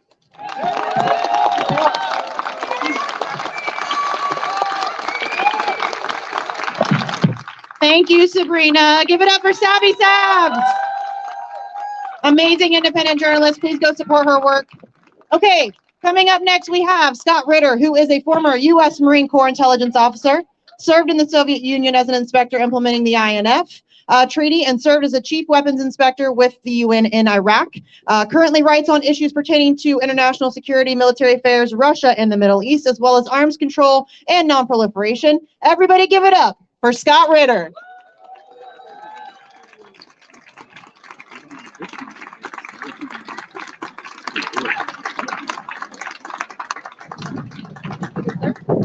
Thank you very much. It's an honor and privilege to be out here today to speak with you. It's also an honor and privilege to stand here underneath the flag of the United States of America.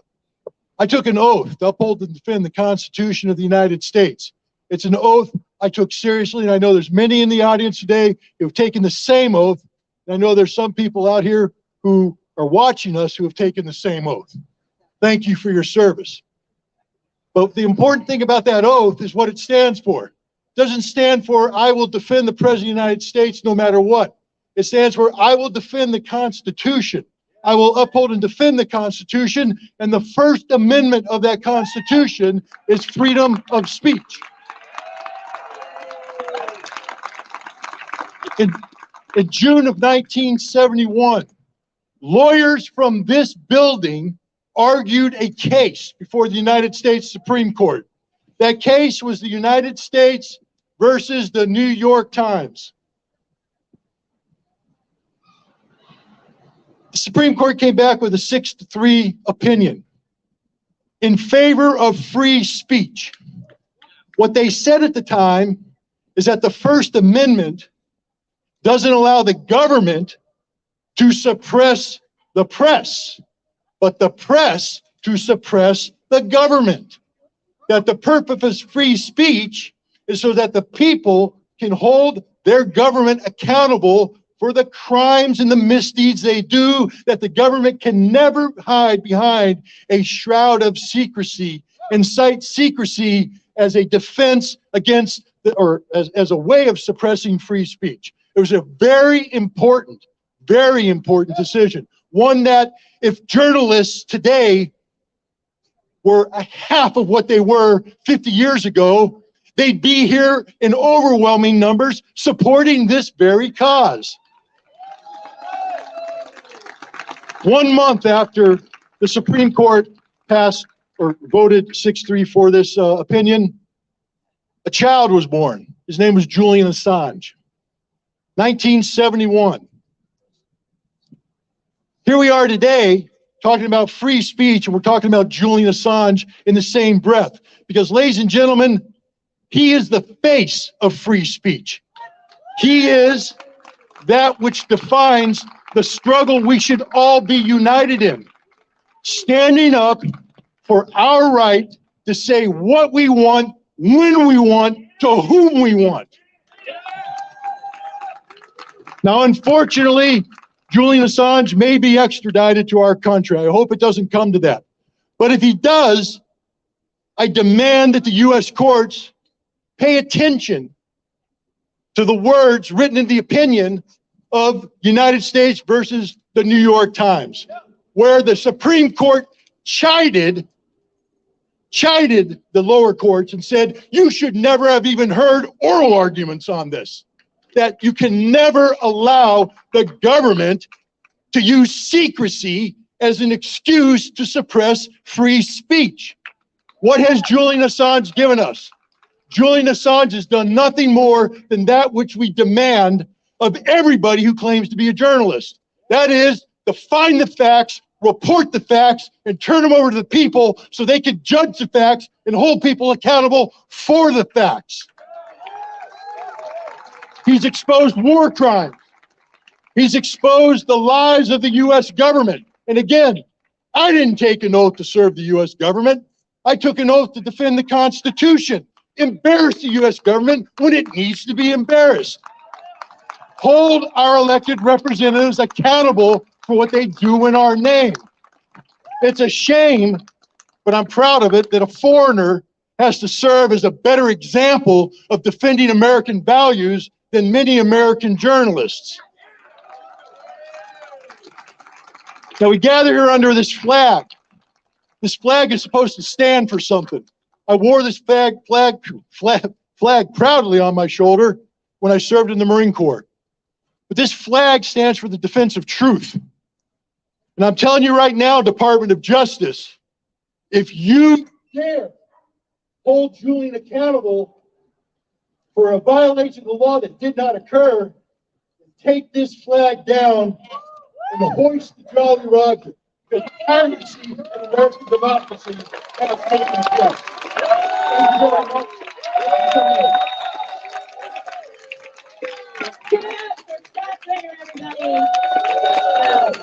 Thank you so much. All right, well, our next speaker needs no introduction. She is the most colorful person at every protest. She has been the strongest anti-war advocate that I have known in my lifetime, and the only reason that I'm here today is because my father was able to make it home from Vietnam. So please give it up for Medea Benjamin.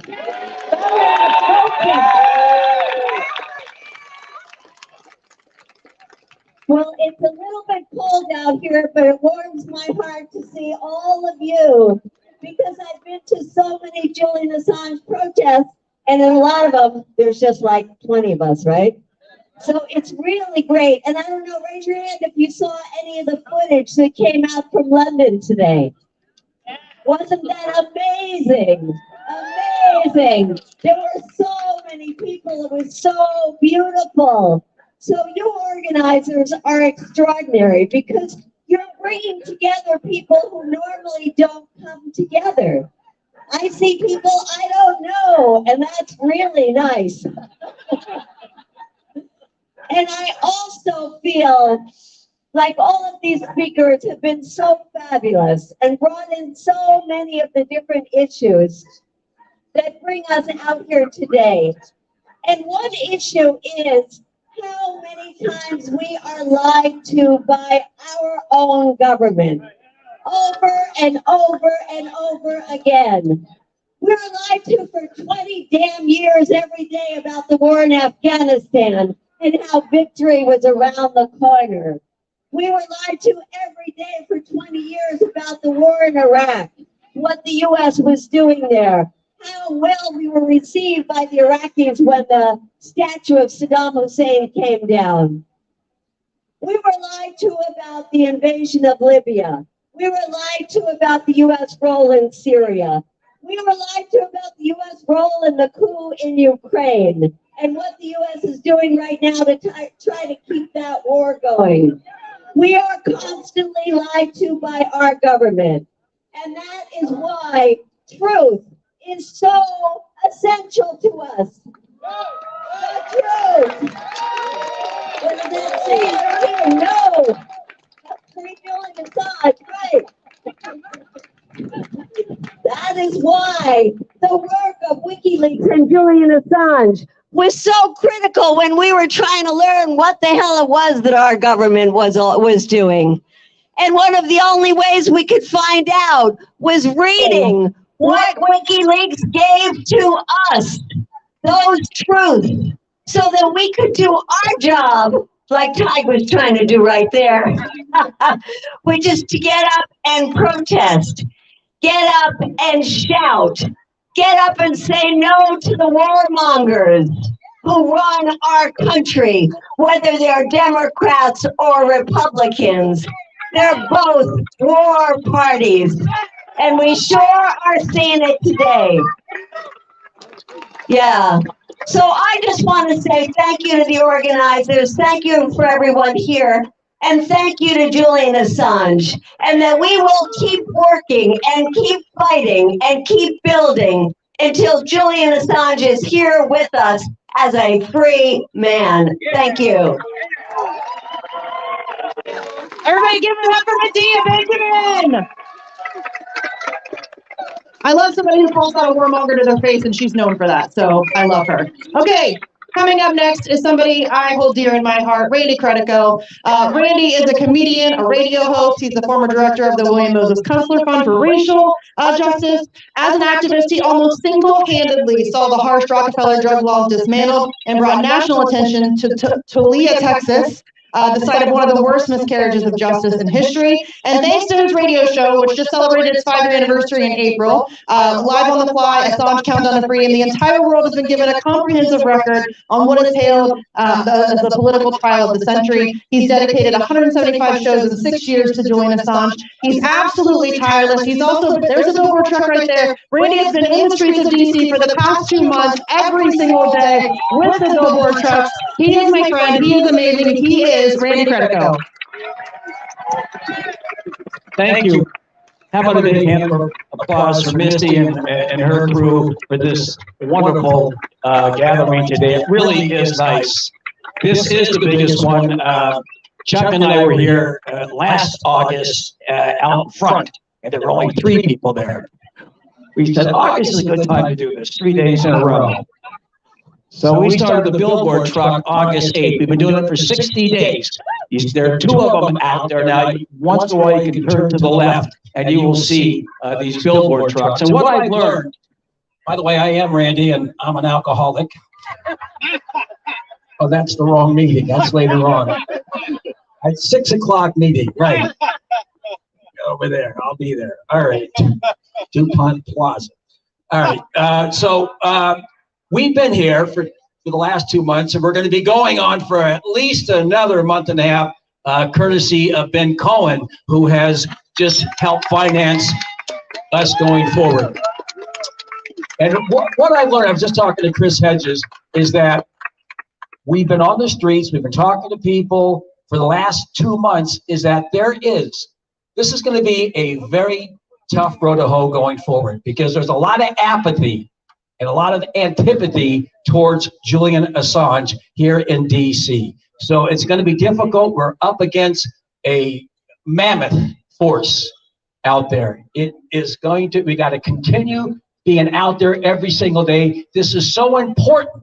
People got to know how important this is. We have to be unified. We have to act as one and inform other people.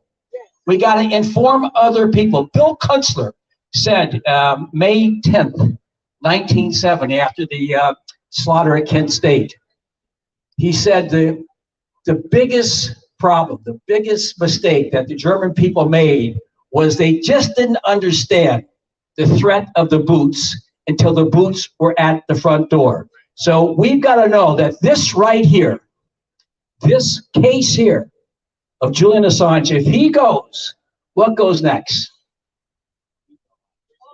The Bill of Rights. The Bill of Rights goes. What goes next? What's left of this democracy? This fragile ersatz democracy, it's gone after that. And then the boots will be at our doors. So we have to act together. I don't care, as Bill Kunstler said back then, if you're a weatherman or with the ACLU, we must all act together, focus, and continue fighting, organizing, get on the streets, because this is the fight of our life. We can do it. We can do it. Has been done before. Toussaint Louverture did it. Garibaldi with 1,000 men conquered or liberated Sicily and then Naples. We can do this if we stay together, organize, and act as one. So there are a lot of speakers. There's another 85 speakers. So the final speaker is slated at 7:30 tomorrow night.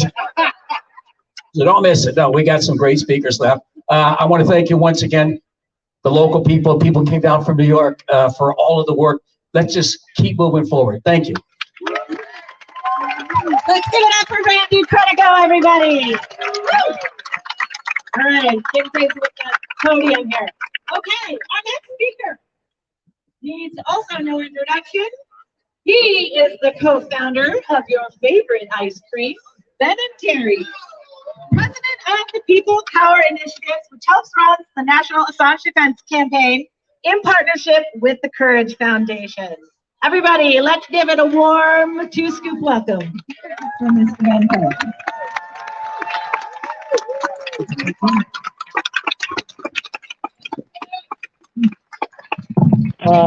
Thank you. There must be someone that's there. Well, no. There is over there. You know, when I met with Julian at the Ecuadorian embassy, what struck me was his intelligence, his compassion, and his belief in the power of truth as an antidote to being awash in a world of lies. As Julian said, if wars can be started by lies, peace can be started by truth. But now, according to the US government, publishing the truth has become a crime. As the UN raconteur on torture has said, a murderous system is being created before our very eyes. They are literally killing the messenger. 3 years in solitary, and he hasn't been convicted of anything that he's been indicted for. Compare that with how they treat insurrectionists. Here's the thing. There's no democracy without freedom of the press, because it's only a free press that can hold government accountable. And there's no freedom of the press without a free Assange. Obama understood that and refused to indict him. Trump reversed that decision, and now Biden is following in Trump's footsteps. As long as Assange is under indictment for publishing the truth, freedom of the press is just some meaningless, highfalutin words. The truths he published reveal that the US military lies to the people, the press, and the government. The US government permits our military to commit war crimes, and the CIA lies to Congress. None of this can be denied because Assange published the actual source documents. Here's what Biden and the DOJ are really saying by prosecuting Assange. They say, if the US government wants to lie, by God, we're gonna lie. If we wanna cover things up, we're gonna cover them up. If we wanna hide the truth, we're gonna hide the truth. And we're not gonna let some little pipsqueak publisher get in our way. We will smear his name, we will prosecute him, we will torture him. Let this be a lesson to any journalist, anywhere in the world, who dares to publish truths that we don't want people to know, regardless of whether you're a US citizen or not. We will smite you down. We will use the full power and influence of the United States throughout the world to make your life a living hell. That's the truth. And here's another lie.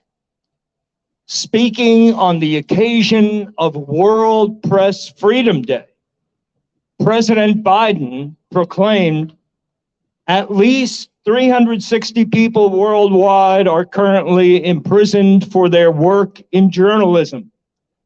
We all stand in solidarity with these journalists.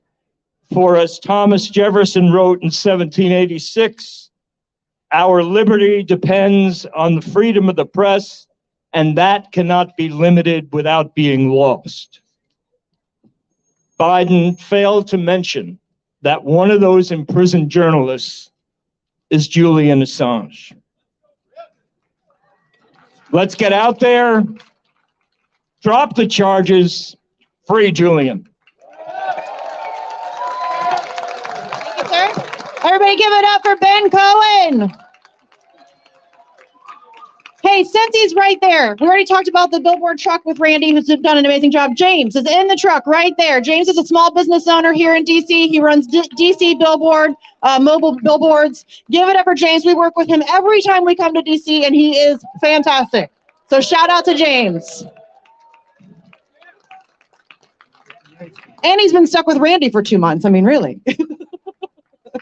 All right, coming up next, we have Marcia Coleman out of Vail, who won a historic lawsuit against the EPA, and she ushered in the No Fear bill through Congress, and the No Fear Act was signed into law. She's founder of the No Fear Coalition that fights for increased legislative protections for federal employees. She's the president of the Bethesda African Cemetery Coalition and is leading the fight to preserve and prevent further desecration of that cemetery. Everybody give it up for Marcia Coleman out of Vail. Maybe you can help me.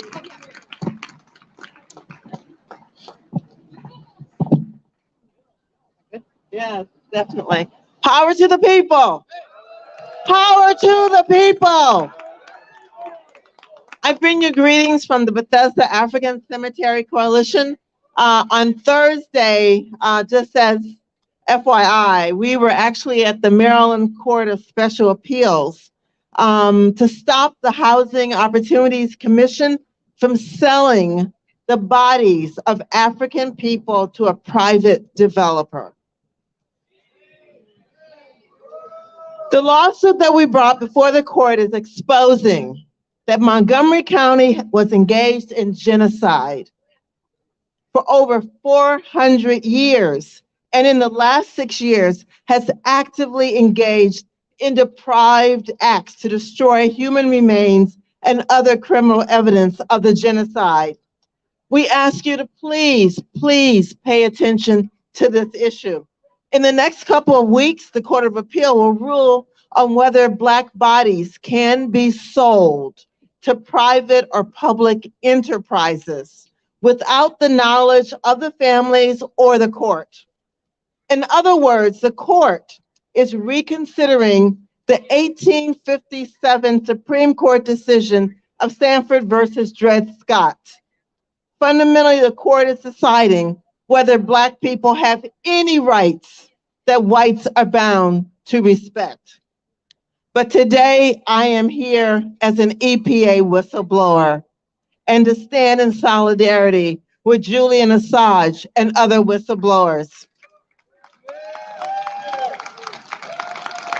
And I also think it's important for me to amplify the contribution of Black whistleblowers who to a large extent have been ignored and their contributions forgotten.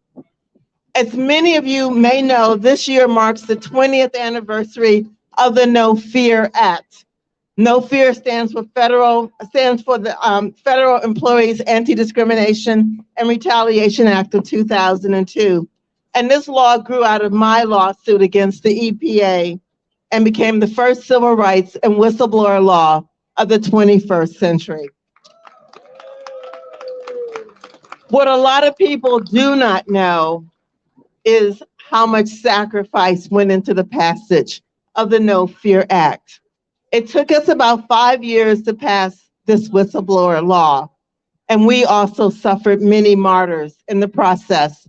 And I would like to amplify the names of Patricia Lawson and Lillian Peasant, very brave whistleblowers. Both of these women were literally taken out by the brutal and violent retaliation at the Environmental Protection Agency. One died at her EPA desk, and the other died on her way to work at the EPA. We also experienced an incarceration. John Gran, an incredible whistleblower, who also was exposed to solitary confinement during his imprisonment, and so many firings that I can't even count, including my own. So as a national security whistleblower, the retaliation is horrific, and you realize that your life and that of your family is in danger all the time.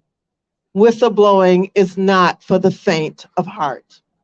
So I salute my fellow whistleblower, Julian Assange, and thank the organizers of this rally for bringing us all together.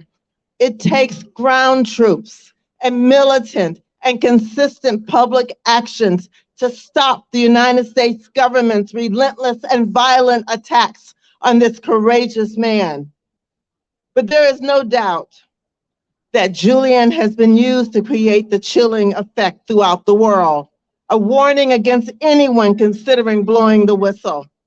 His bravery has been met with the most brutal and vile retaliation by the United States government.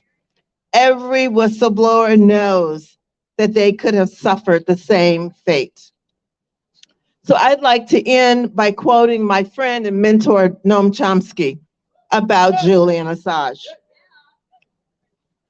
Noam wrote, "He has been subjected to years of torture, false charges, now the threat of extradition, in which he will face a possible lifetime of imprisonment, and the press is not coming to his defense, with few exceptions.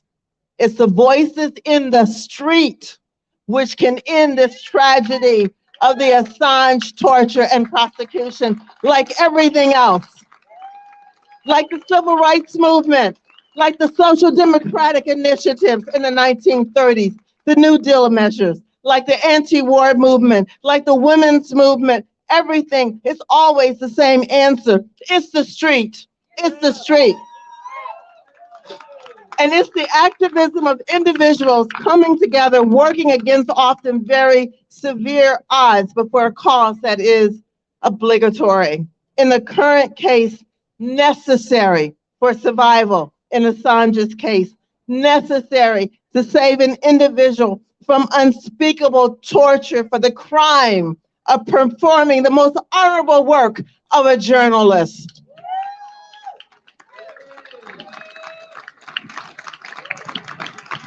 Free Julian Assange. Free Julian Assange. Free Julian Assange. Free Julian Assange. Ashe.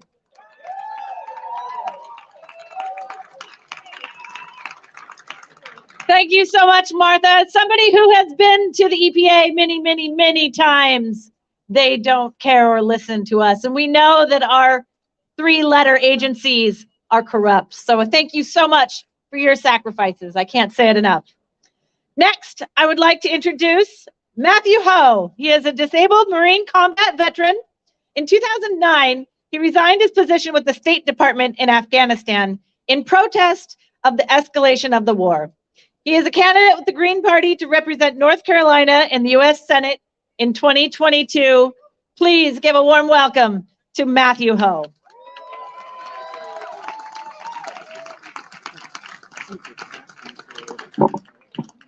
Thank you, and thank you for the organizers of this. Thank you for all of you who've come out here. This is, Medea had said, it's good for the heart. This is good for the soul. I would like to first start by asking if we take a moment for Julian, his family, and all those we have killed in war, who, if not for Julian and WikiLeaks, they would have been murdered without name or voice. So if we could take a moment, please, for them.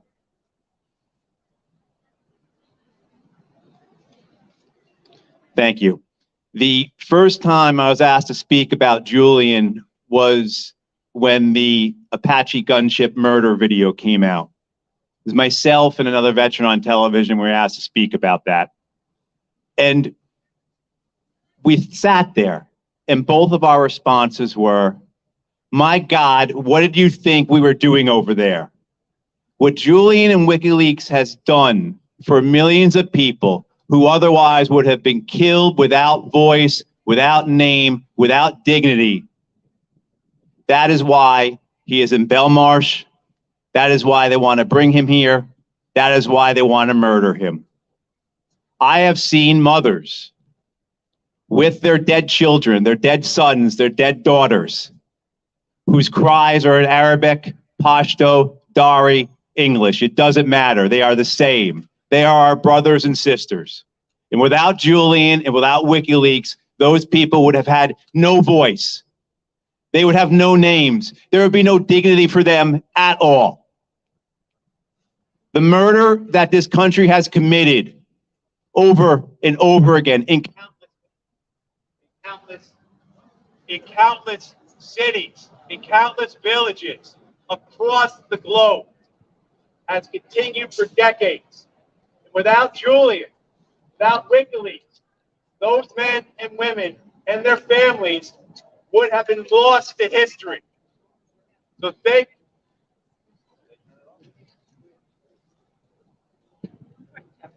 back now. Can you hear me? Okay. Yeah. Who's aboard?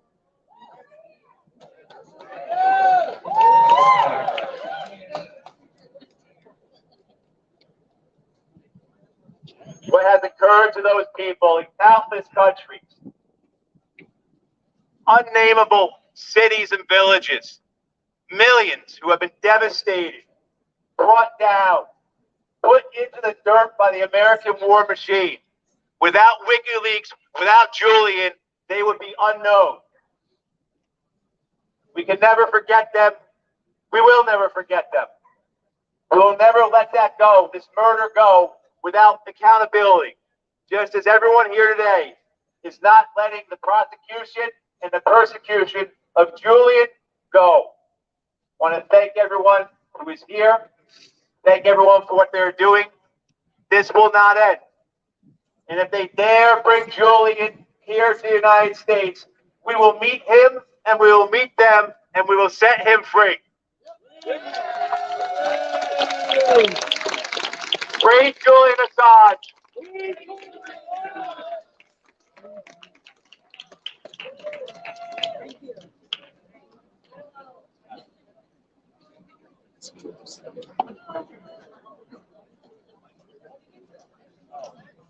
Gotta push this.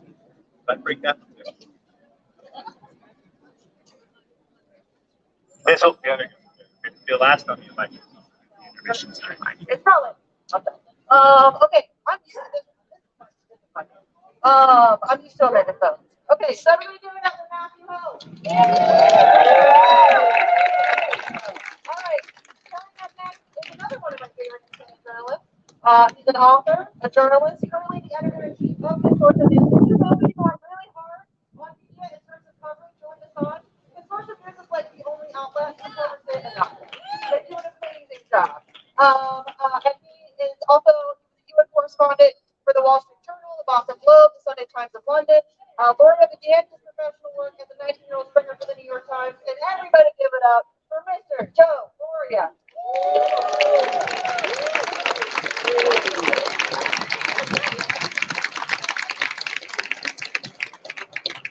I'll have to try to speak loud that I'm the 84. Thank you.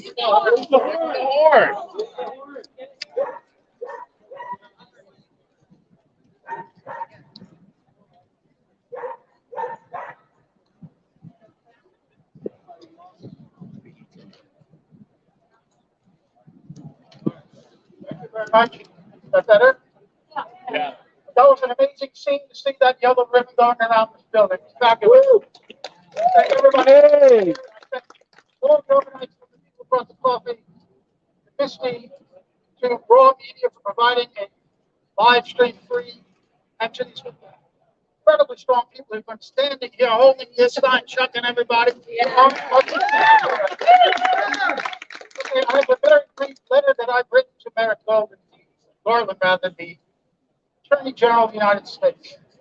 Dear Mr. Garland, the case of Julian Assange goes to the core of how we define ourselves in the United States and the West. Are we democracies that uphold the right to criticize the government, or growing autocracies that crush dissent? Assange exposed the wrongdoing of U.S. government officials and the military. That's the job journalists are supposed to do in a democracy. I worked for decades in the establishment media. I saw too many people there pretending at the job because of the status they thought it brought them.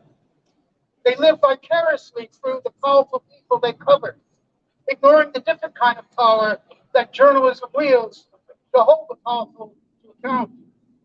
That's the power Julian Assange exercised. There are cynics in government and in the media, consciously knowing that what they're doing is wrong, but they don't care because it expands U.S. interests and their own. They are not deluded by exceptionalist talk. They understand power. Mr. Garland, you don't seem deluded. Either you know that what you're doing, Julian Assange, is wrong, and you don't care because it serves power, or you know it's wrong and you're conflicted. If it's the latter, you have a generational opportunity to literally save a significant part of American democracy and go down as an historic champion of press freedom, because it will take such an heroic act to save a hero like Julian Assange. Which is it going to be, Mr. Garland?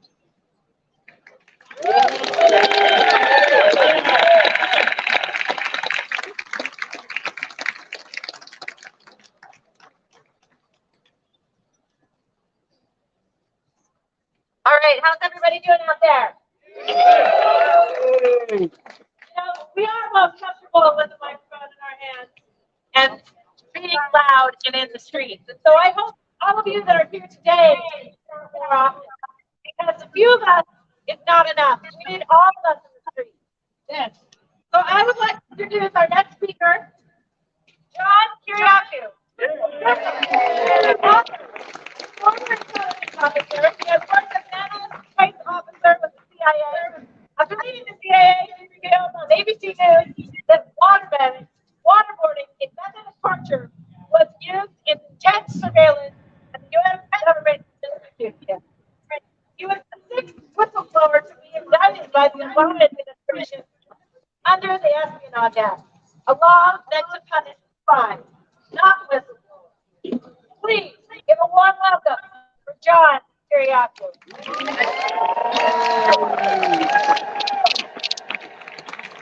Thanks, everybody. Believe it or not, this is the first time in my life I've ever used a megaphone. 58 years.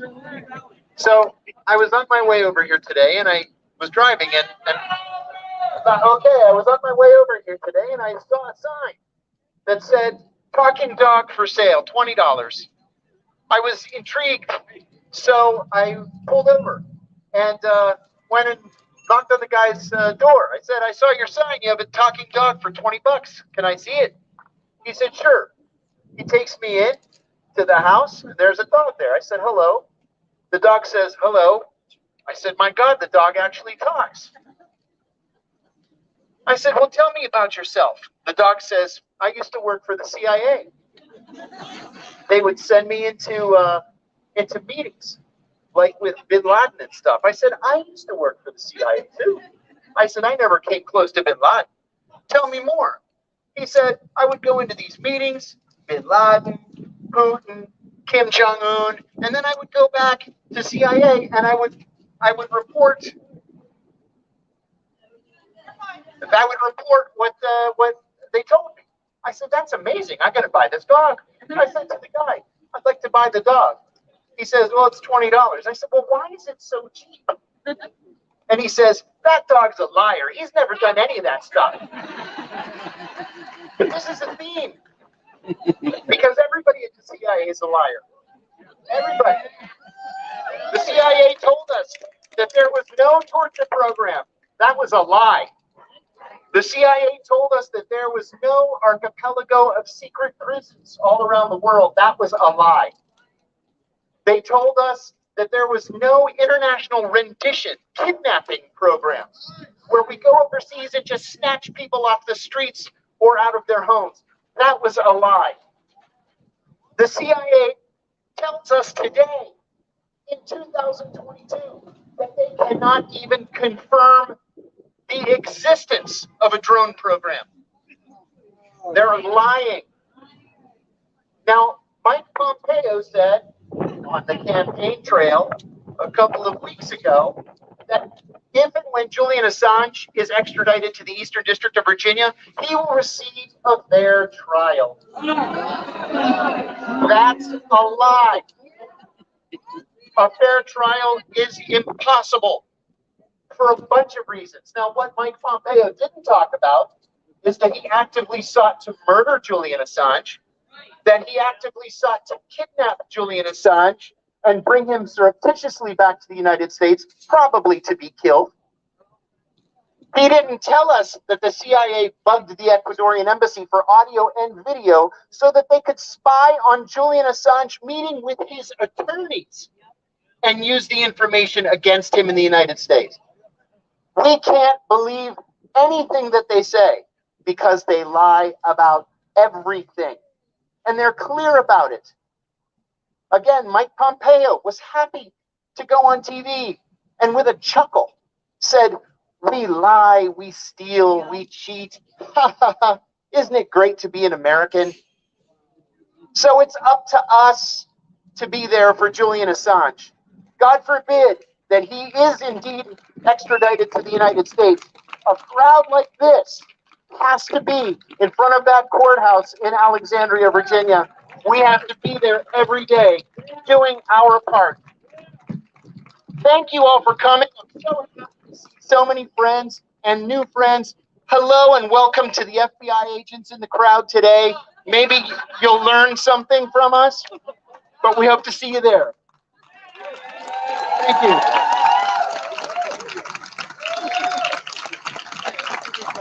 Okay, do we work? Yay! Okay, excellent. All right, everybody give it up one more time for John Kiriakou. Amazing courage and bravery. We need more John Kiriakous in the world. Okay, coming up next is yet another one of my favorite independent journalists. And this one is incredibly important to this cause because Kevin Gosztola has been on this case since day one, and in fact covered Chelsea Manning's case as well, and is one of the foremost journalists on all things whistleblowers and dissent. He's an American journalist, managing editor of Shadowproof. Please go follow, subscribe, share, all that good stuff. He also writes for The Dissenter. He's known for his work on whistleblowers, as I mentioned, and civil liberties cases, and has covered the court-martial of Chelsea Manning, the case of John Kiriakou, and the extradition of Julian Assange. Everybody give it up for Kevin Gosztola. All right, everyone. Quite the marathon of speakers, and now I'm up here to give you a recap of everything that you've already heard for the last 2 hours. No, you know, I made this trip regularly when Chelsea was on trial and she was going through her court-martial. I was one of like 5 journalists that was traveling, which was bizarre because there are quite a number of journalists that live in New York and DC, and they can make this trip fairly easily compared to what anybody who lives in Chicago or on the West Coast might have to go through in order to do this regularly. We've had quite a conversation, a really good dialogue today about journalism and the failure of journalism and what it means to be a journalist. And it's quite clear to all of us that Julian Assange is a journalist. And that's the focus of a book I've been working on for the last 8 to 10 months, called Guilty of Journalism, that's coming out in February. And I've spent quite a long time trying to prepare a guidebook in the eventual possibility that we don't want to be a possibility that Julian Assange is here in the United States in 2023 or 2024. But that's why we're all here today. We are here to prevent it. And we're here today because Stella Assange organized this amazing show of support in London that far surpassed anything we could have imagined. Somewhere between 5,000 to 10,000 people potentially that came out in London, of all places. And then people around the world said, that's not going to be the only event. And that was inspirational to me. That got me to buy an airline ticket and come out here to be part of this event, to join with you with this group. And Julian Assange is a journalist. He's not a source. The New York Times always likes to pretend like he's a source so that they do not have to take responsibility for what he did, so that they do not have to show solidarity with him, so that they don't have to treat him like a partner. And Holger Stark of Der Spiegel is absolutely right that the 5 media outlets, the main corporate or establishment news outlets that worked with WikiLeaks, should put out an appeal that says free Assange, that they should unite together, and that would be hugely powerful. But if they're not going to do that, then it falls on us in order to free Julian Assange. It falls on us to have moments of confrontation, not violent. We don't need to intimidate or harass anybody, but it falls on us to find ways that we can create moments that are capable of shaming people like Antony Blinken, like Mike Pompeo, like Merrick Garland, and others who might do events out in public, the kind of thing that you all know what to do because you're seasoned activists and you've been doing this for a very long time, and you're here and you're dearly committed to this cause. You have to create these opportunities like what Abby Martin did with the people who were at the Summit of the Americas to challenge this empire and what they were doing. You have to create those moments. You know, she stood up for Shireen Abu Akleh and was making a big point about whose lives are valued and whose lives are not valued by this country. And that's what we have to do. And just to give you some specifics, the last thing I want to leave you with is I didn't know that any polling agency had any interest in Julian Assange anymore. But within the last months, Morning Consult actually did a poll on Julian Assange and WikiLeaks and asked people what they know and what they remember. And I have bad news for you. Nearly half of US adults that were polled said they did not know who Julian Assange was as a person. Not even the propaganda that has been fed to them by the media. They couldn't even regurgitate that. They didn't know who Julian Assange was. And when they were asked about the publications in which he's being prosecuted for publishing, the Afghan war logs, the Iraq war logs, they didn't know. They didn't know what those publications. Nearly 60% of people in London or the UK, in the United States, and in Australia, which has actually made this an issue. The Australians get a lot of credit because they've turned it into a political issue in which their politicians actually have to take sides. Well, that makes sense because he's an Australian citizen, but he's coming to this country, and we ought to make him a bigger political issue here in this country because that's the only way that it's going to become a thing in which he gets freed. And finally, specifically, we should start to come up with, whenever we have these conversations, specifics about what the releases revealed and, you know, to us, what we find to be the most important. So off the top of my head, I'm going to give you 3 revelations that came from WikiLeaks that stick with me, and then I'm out of here. So the fact that they were going to carve up the Arctic Circle between the powers of the world and take advantage of climate change and use that moment not to reverse it, but to go through and find more ways to extract the natural resources that would now be exposed because of the melting of the ice cap. Well, there's one. We also know that relevant to everything that should be on our mind, which is the potential for nuclear Armageddon, we also know that the current CIA director, Bill Burns, was quite aware of what it meant to Russia to be under NATO encirclement. And then finally, because in my profession, we've seen quite a moment in which there was censorship brought to bear against a colleague of mine who stood up for Rashida Tlaib for speaking up about Israeli apartheid. Let me tell you something that Julian Assange and WikiLeaks published that Chelsea Manning provided to them.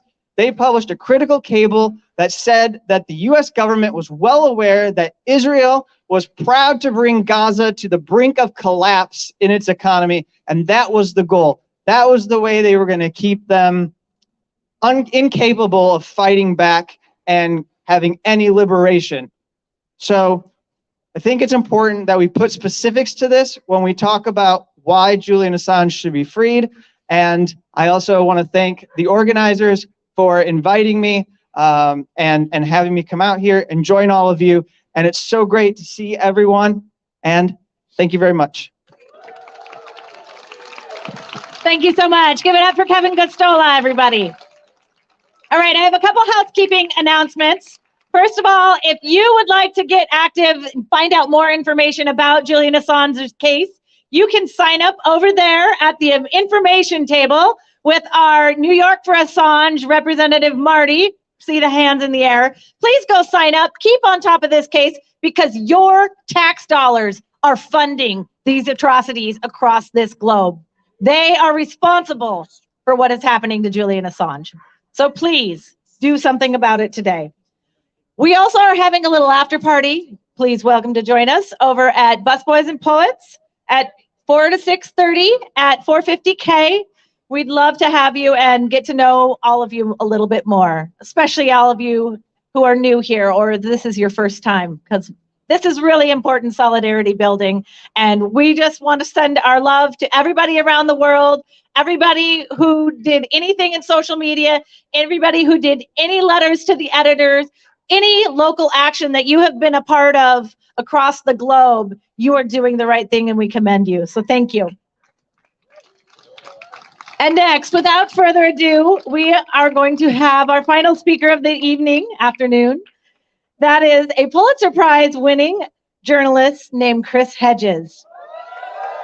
He has worked as a foreign correspondent in the Middle East and the Balkans for the New York Times. He is a prolific writer of essays and numerous books and has hosted the Emmy Award-nominated show On Contact.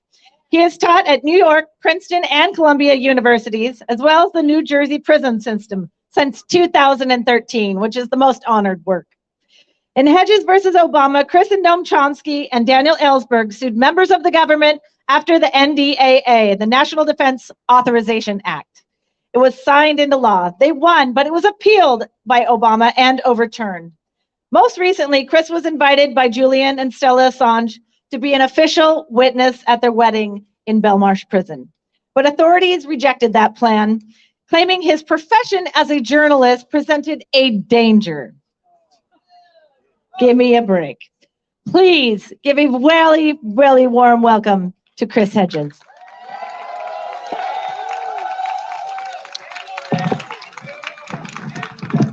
Thank you for coming. Merrick Garland and those who work in the Department of Justice are the puppets, not the puppet masters. They are the facade, the fiction, that the long-standing persecution of Julian Assange has something to do with justice. Like the High Court in London, they carry out an elaborate judicial pantomime. They debate arcane legal nuances to distract from the Dickensian farce where a man who has not committed a crime, who is not a US citizen, can be extradited under the Espionage Act and sentenced to life in prison for the most courageous and consequential journalism of our generation. The engine driving the lynching of Julian is not here on Pennsylvania Avenue. It is in Langley, Virginia, located at a complex we will never be allowed to surround, the Central Intelligence Agency. It is driven by a secretive interstate, one where we do not count, in the mad pursuit of empire and ruthless exploitation. Because the machine of this modern Leviathan was exposed by Julian and WikiLeaks, the machine demands revenge. The United States has undergone a corporate coup d'etat in slow motion. It is no longer a functioning democracy. The real centers of power in the corporate, military, and national security sectors were humiliated and embarrassed by WikiLeaks. Their war crimes, lies, conspiracies to crush the democratic aspirations of the vulnerable and the poor, and rampant corruption here and around the globe were laid bare in troves of leaked documents. We cannot fight on behalf of Julian unless we are clear about who we are fighting against. It is far worse than a corrupt judiciary. The global billionaire class who have orchestrated a social inequality rivaled by pharaonic Egypt has internally seized all of the levers of power and made us the most spied upon, monitored, watched, and photographed population in human history. When the government watches you 24 hours a day, you cannot use the word liberty. This is the relationship between a master and a slave. Julian was long a target, of course. When WikiLeaks published the documents known as Vault 7, which exposed the hacking tools the CIA uses to monitor our phones, televisions, and even cars, he and journalism itself was condemned to crucifixion. The object is to shut down any investigation into the inner workings of power that might hold the ruling class accountable for its crimes, eradicate public opinion, and replace it with a cant fed to the mob. I spent 2 decades as a foreign correspondent on the outer reaches of empire in Latin America, Africa, the Middle East, and the Balkans.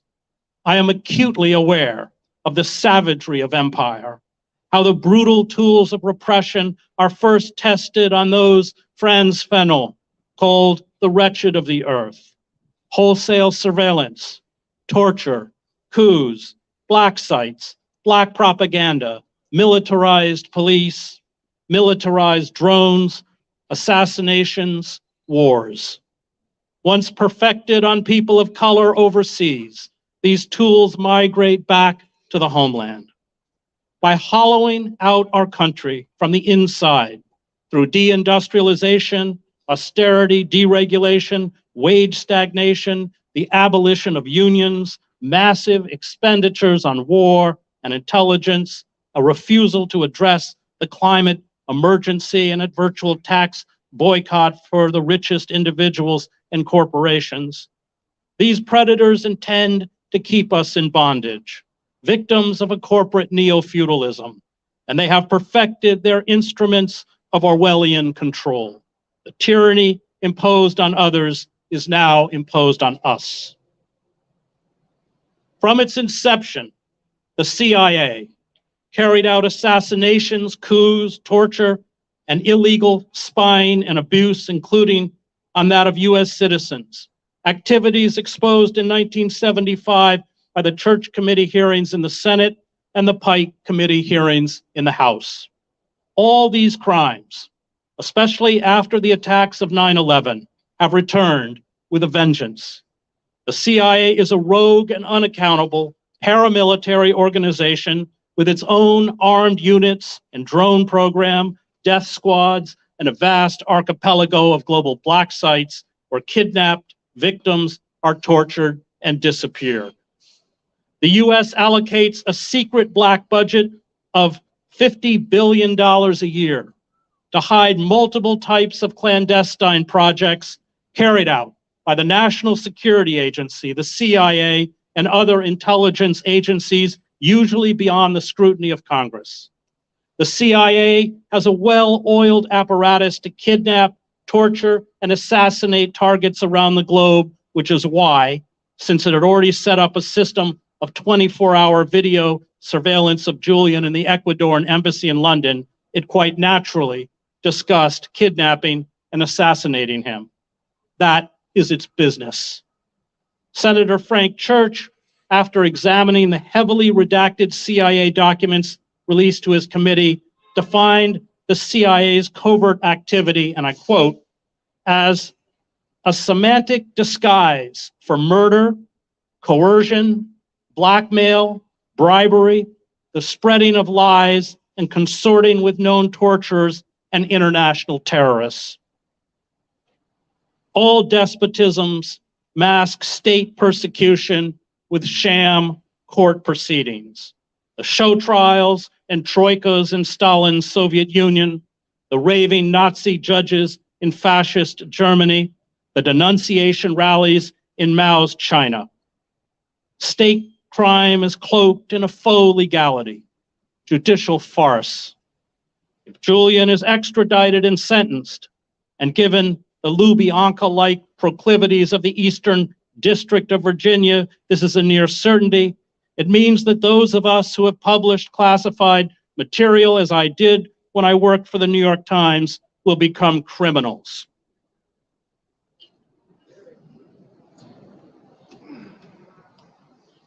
It means that the Iron Curtain will be pulled down to mask the abuses of power.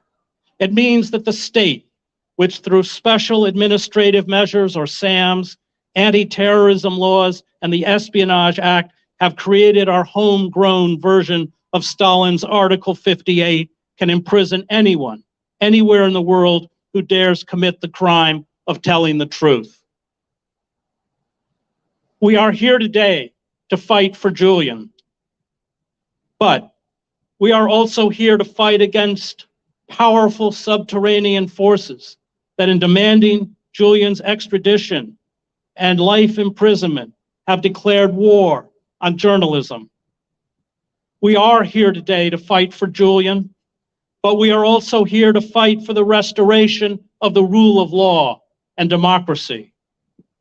We are here today to fight for Julian, but we are also here to dismantle the wholesale Stasi-like state surveillance erected across the West.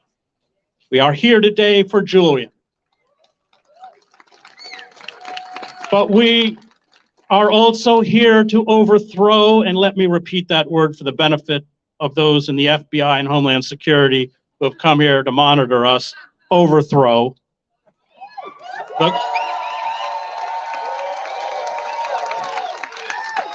the corporate state and create a government of the people, by the people, and for the people that will cherish rather than persecute the best among us.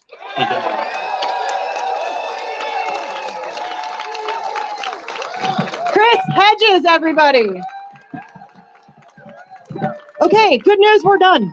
Marathon of speakers is over. I want to thank you guys for coming out, for hanging out, for staying through so many speakers. Thank you to our speakers for coming. Busboys and Poets, 4 to 6:30. It's 450 K Street. Please come out, hang out. You can sign up for more information over there with our good friend Marty. And I also just want to thank everybody that helped organize. It was not just me. Everybody stop saying that. Bernadette and Marty and Suzanne and Paula and Amber and everybody that helped out. Couldn't have done it without them. Thank you guys for coming out. We really appreciate it. And oh, and if you're a media and you want to do any interviews with any of the speakers, please see Suzanne down at the press tent. Thank you guys for coming out. We really appreciate it. And free Assange.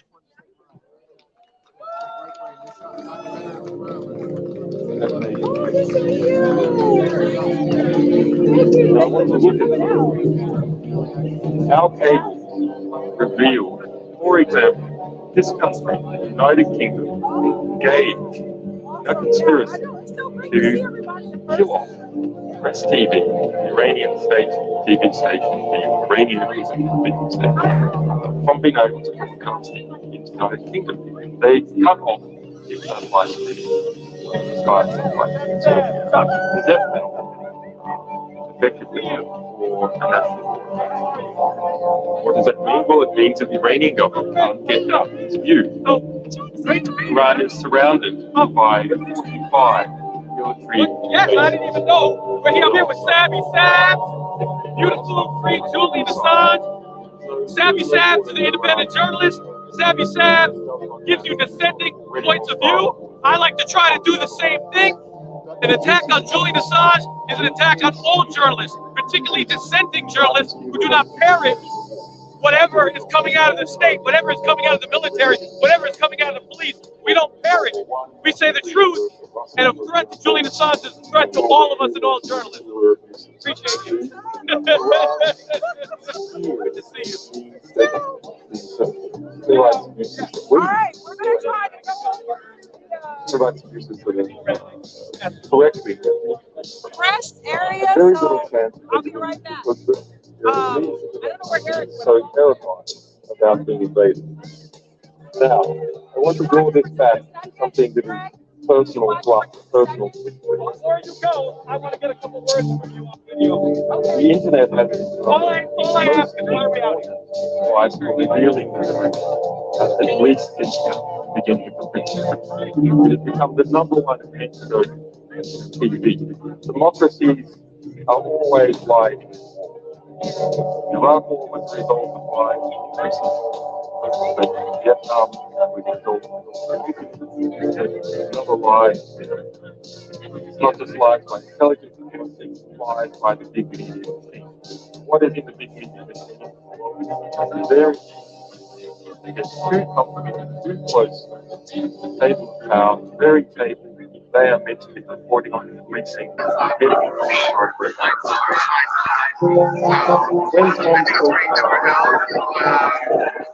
Probably can't hear us at all. Everyone has been out here speaking to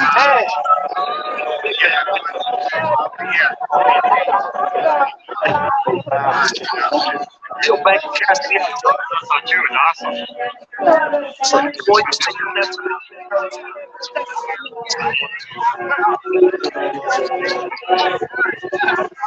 me?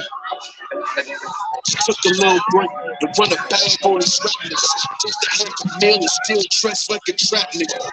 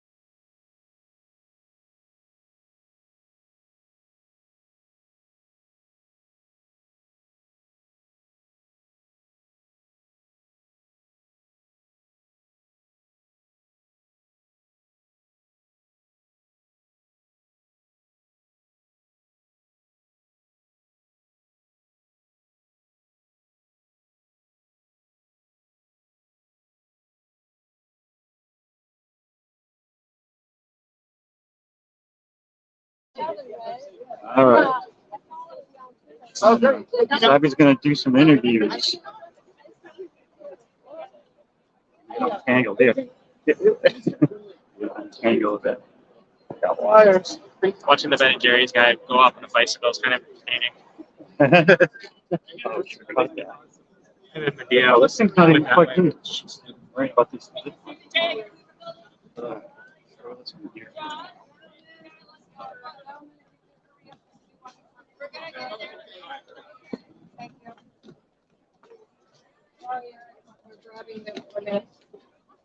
We're all good. And this microphone, in order for it to Try work, to plug in. yeah, you can unplug that now. See if it'll pick it up. Would you want, if you're gonna film, to please use that backdrop? Yeah, we have to, I should you have told wanna you be- guys. Okay. All right, go over there.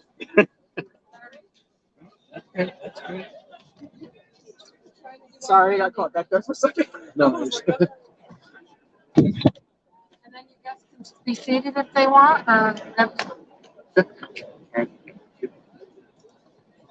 All right. 250 people watching this chaos. Gonna be good. All right, let's see if this We're mic. gonna try to get some, I should tell them how we're gonna try to Actually, get get some. right on here. Tell the people what's going on. Well, that has to be plugged Do in. it this way. Oh, okay. Hey guys, we're gonna get some interviews with people in just a sec. So I'm still here.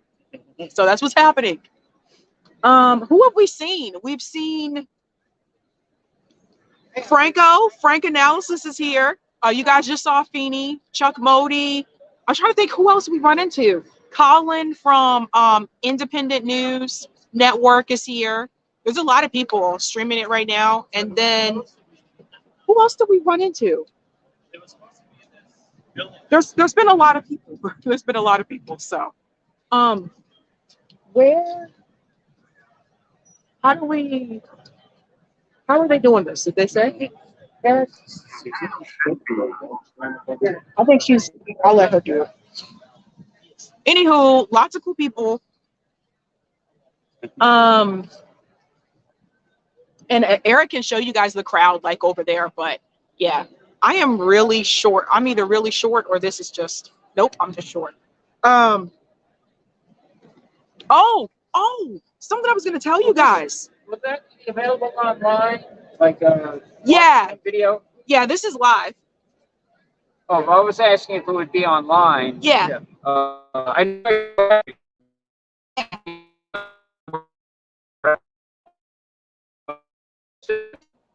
It's just Sabby Sabs. That's my YouTube channel. What is spelled for me? Sabby. Sabby. And then Sabs. Sabs. Sabs. That's it. And that's the website? That's it. It's on YouTube. It's on YouTube. Oh, that's YouTube. Yeah. All right, great. Thanks a lot.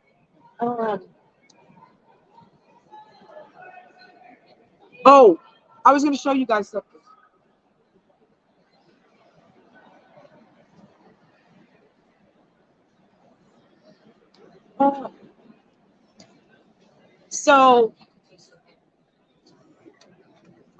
Did we change the height? Yeah, I think it was too high. I like it higher because if you get someone tall, then you can't. Yeah, because I can always tilt it down. Yeah. That good? Yeah. So guys, guess what? Look at what. So I won an award. Did I tell you guys? They gave me this today. It is 2022 Women and Media Award. There's my names. There's my names. Alrighty. So yeah, I was very excited. I was shocked. I was very shocked. All right, so I think they're going to start sending people over this way soon. So we'll put this way.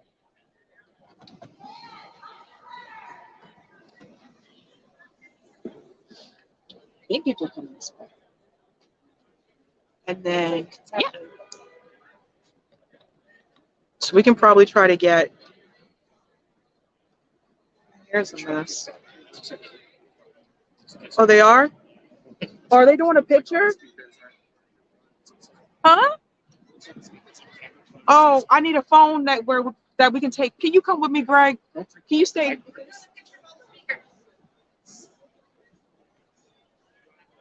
All right. I'm gonna see if we can get this on another phone here. Let me see if I can get this one connected.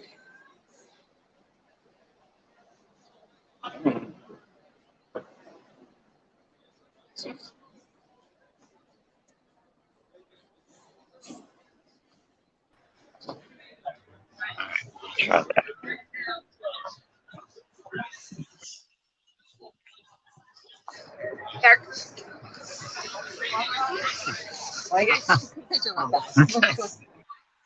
Oh, we'll be around. We'll be around.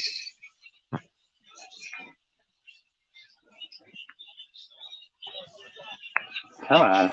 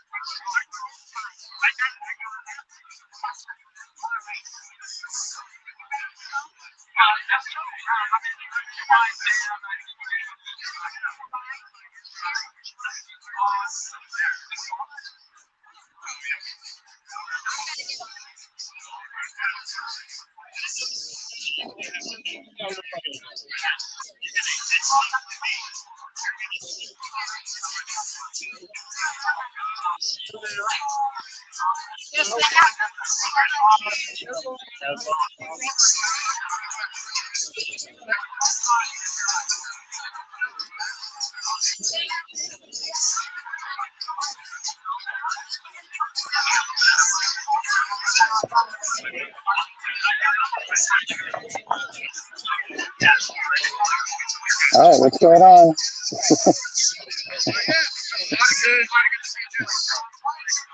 Quick, say something interesting. I think I can hear you.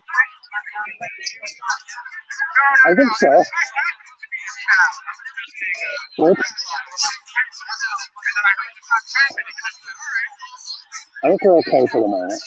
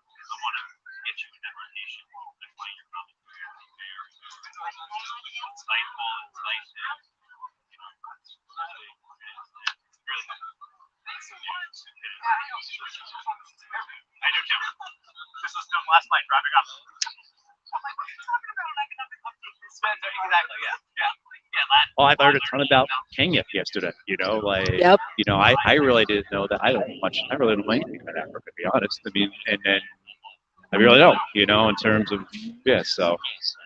But yeah. Now, we've had a couple of guests come on from, well, they're originally from Ethiopia, but they grew up in the United States. Okay.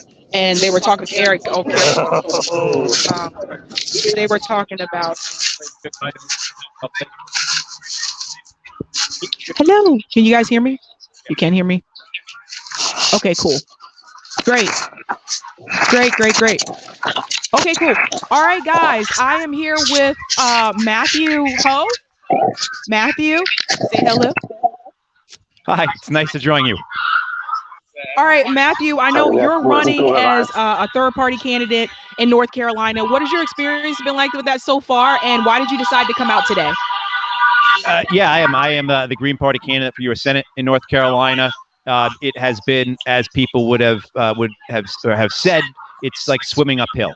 It really is. It's difficult. We've had a lot thrown against us. We had to get on the ballot. You in the show, we went out, we collected tens of thousands.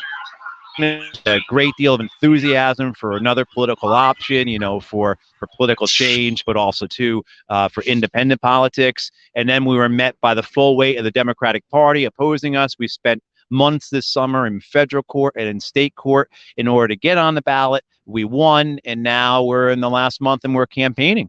But I came up here to DC because this is so important. I mean, this is about the accountabilities of our wars of the last decades. This is about the millions who were killed in those wars, who have had no voice, who've not been recognized, who've been, their memories want to be extinguished by the American war machine, but also too the very real threat that the Assange case is to our institutions of free press and free speech. That's right. Well said there, Matthew. Another question I wanted to ask you, your name has come up a couple of times, especially on one of the interviews that I was in, for the idea of president. Do you think you would ever consider that going down the line? We were just talking, I was literally saying how like, you're like one of the ones I listen to every week. I have to rethink that now. No. I mean, you hear people say this about, you say, I just got to get through the next month. And it's true. When you're in this position, I don't think that's something for me. Other people have to do it. The thing I've been concerned about most with our campaign this past year is about building. It's about building an infrastructure, building a network, building something in North Carolina for left independent politics, something that can expand regionally.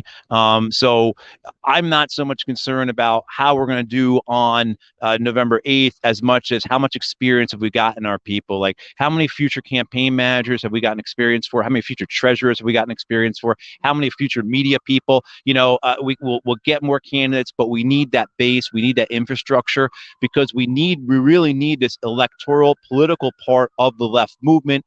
It needs to tie in to labor, it needs to tie into direct action like we saw here today, it needs to tie into mutual aid, it needs to tie into the communication,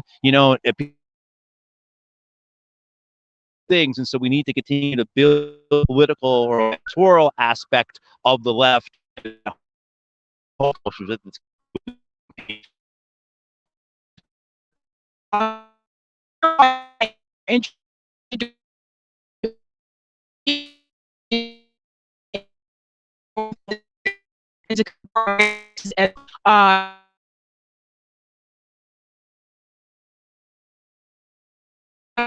more. In your experience,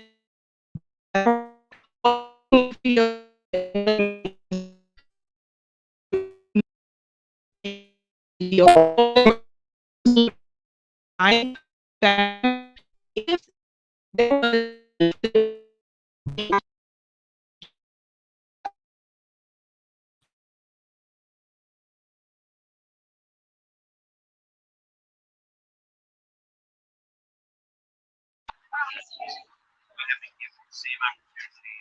same platforms that our opponents and Democrats and Republicans had. Like if I was allowed to debate for U.S. Senate with Democrat Republican, I have no idea because our ideals or who we represent, the strength of that would win.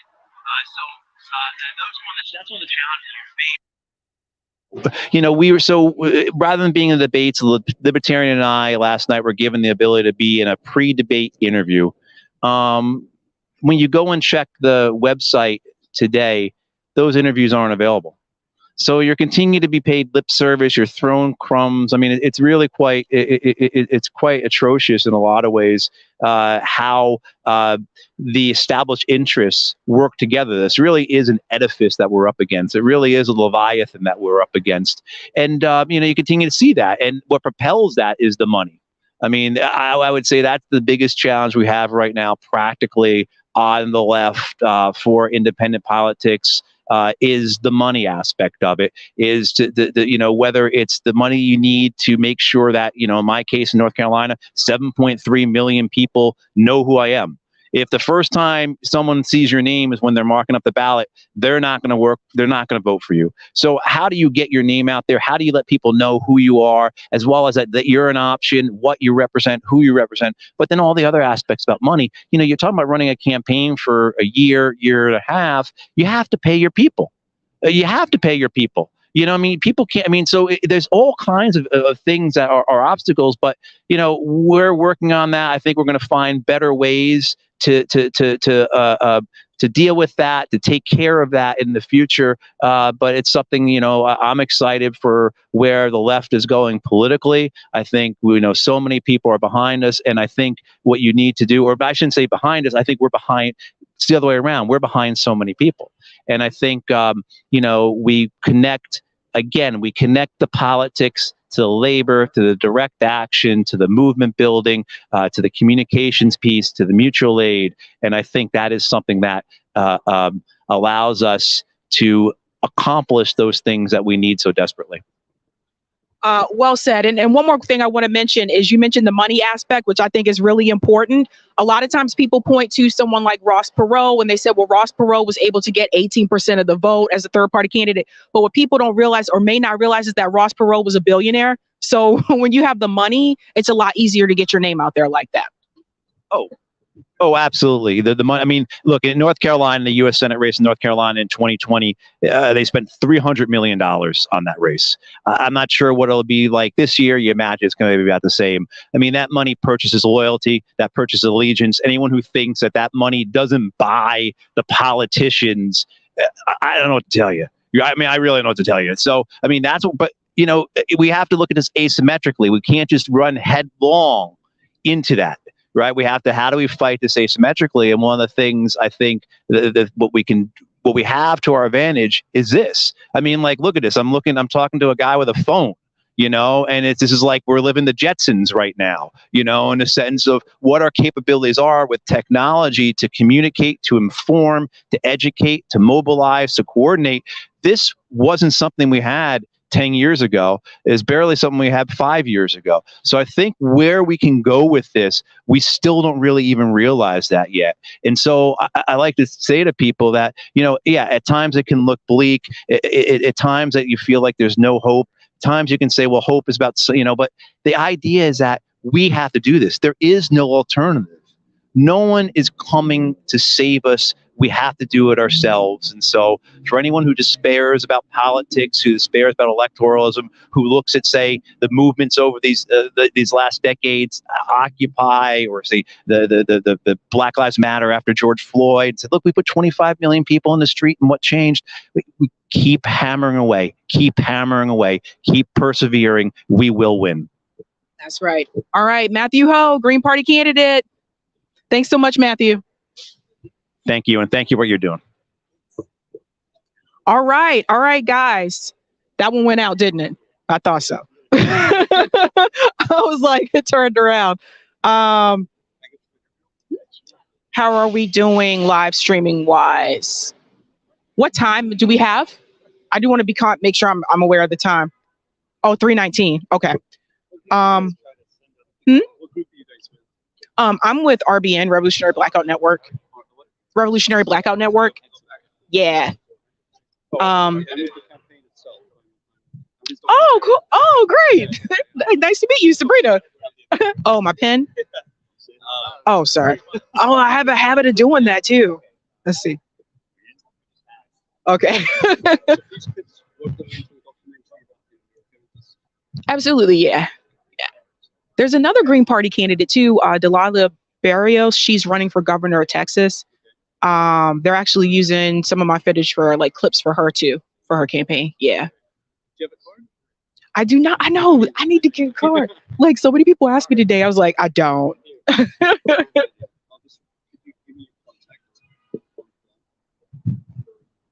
Absolute.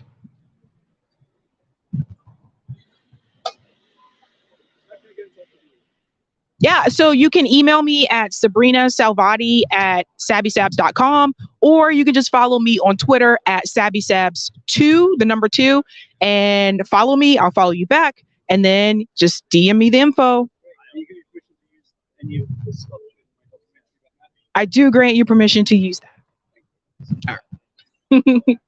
My name is Salim, and my religious fulfills for the peace. Awesome, cool. I love the documentaries. I think we're pretty good. Yeah, I think we're supposed to grab the people. Okay. But I don't know how many people are left either.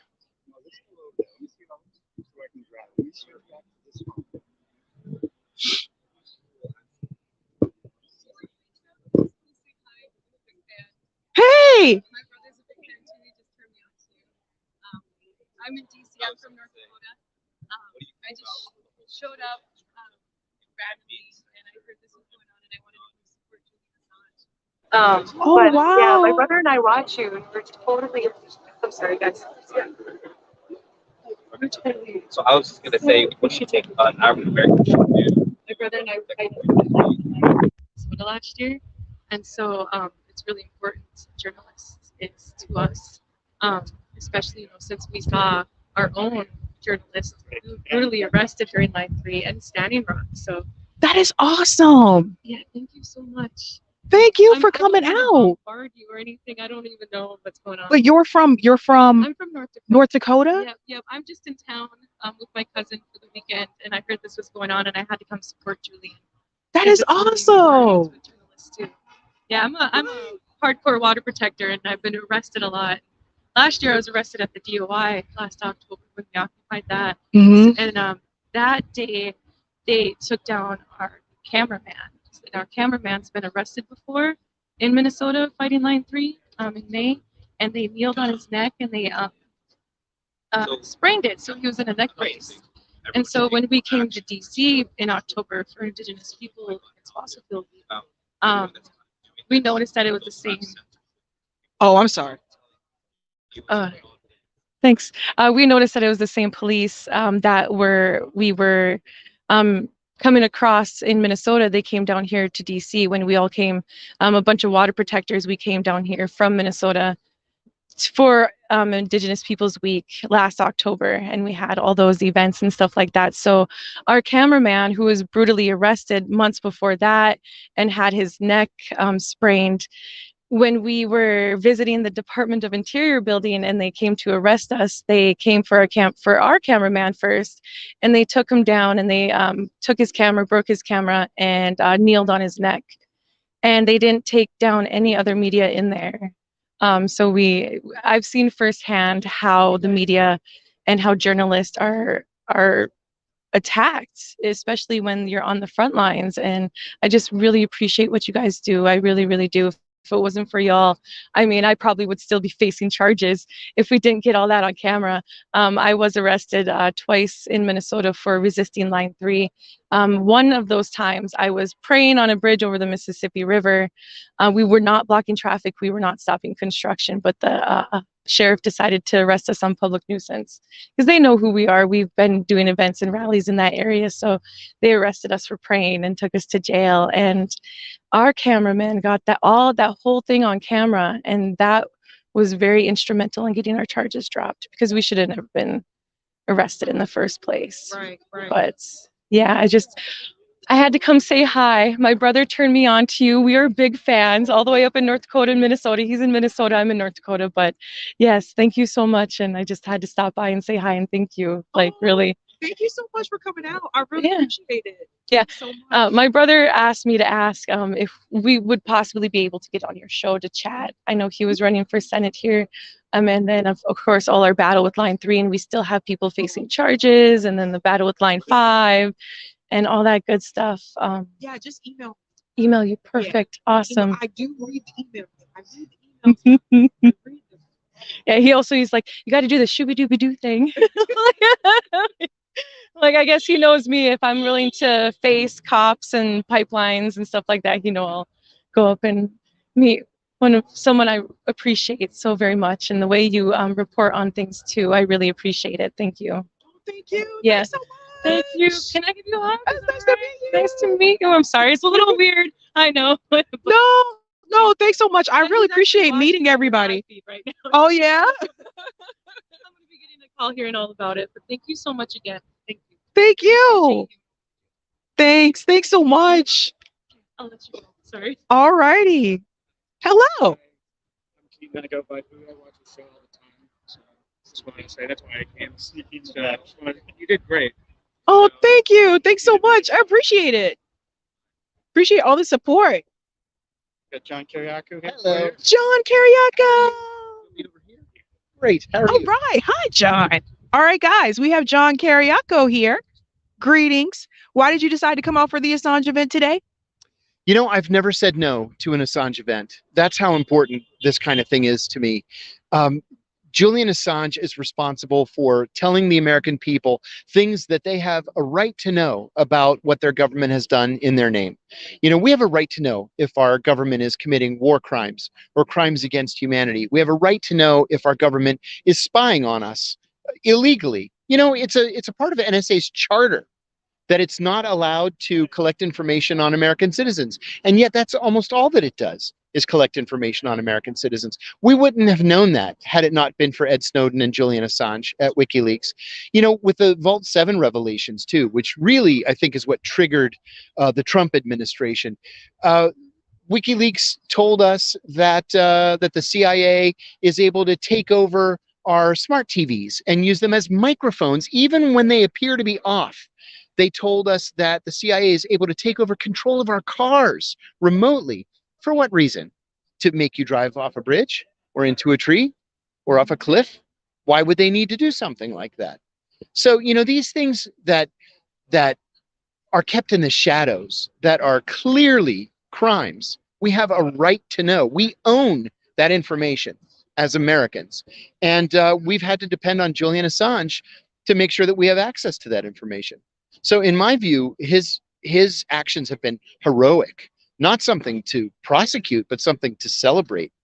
I'm very disappointed in the mainstream media and their refusal to acknowledge the fact that he's a journalist and a publisher, the fact that they base much of their reporting on things that he has released to the public.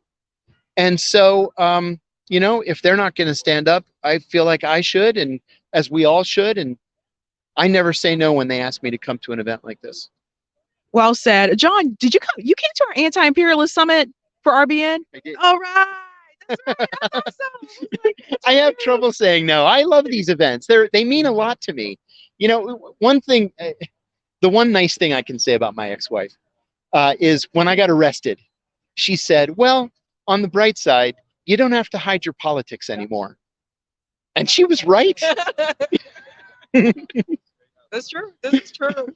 Well, John, thank you so much. Thanks for coming out. Anything last words you want to share with the people? Where can they find you? Sure, thank you. You can find me on Facebook and Twitter, John Kiriakou, johnkiriakou.com.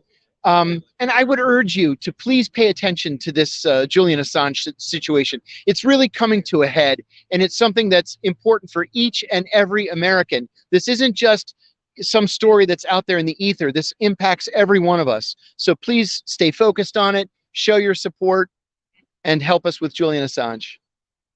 Thank you so much, John. Thank you. All right. I see a DC for statehood for DC t-shirt. How are you? Great, thanks. Can I ask you a quick question about statehood for DC? Can you explain to everybody the significance of that? Because some people are like, well, why does DC need to be declared a state? It's a district. What is the importance of that, of statehood for DC? Well, it's a district legally, but in fact, it's a colony.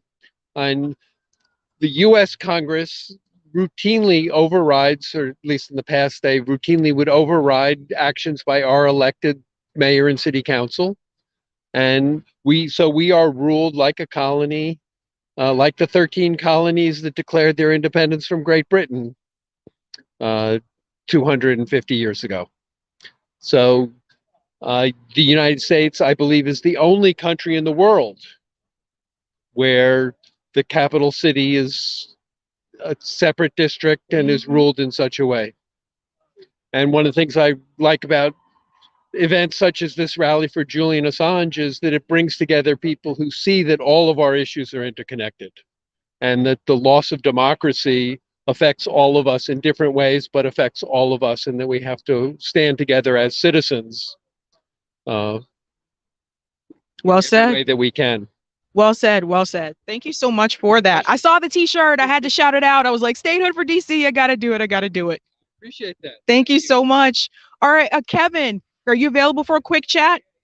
Hello. Hey. All right. I'm here with Kevin.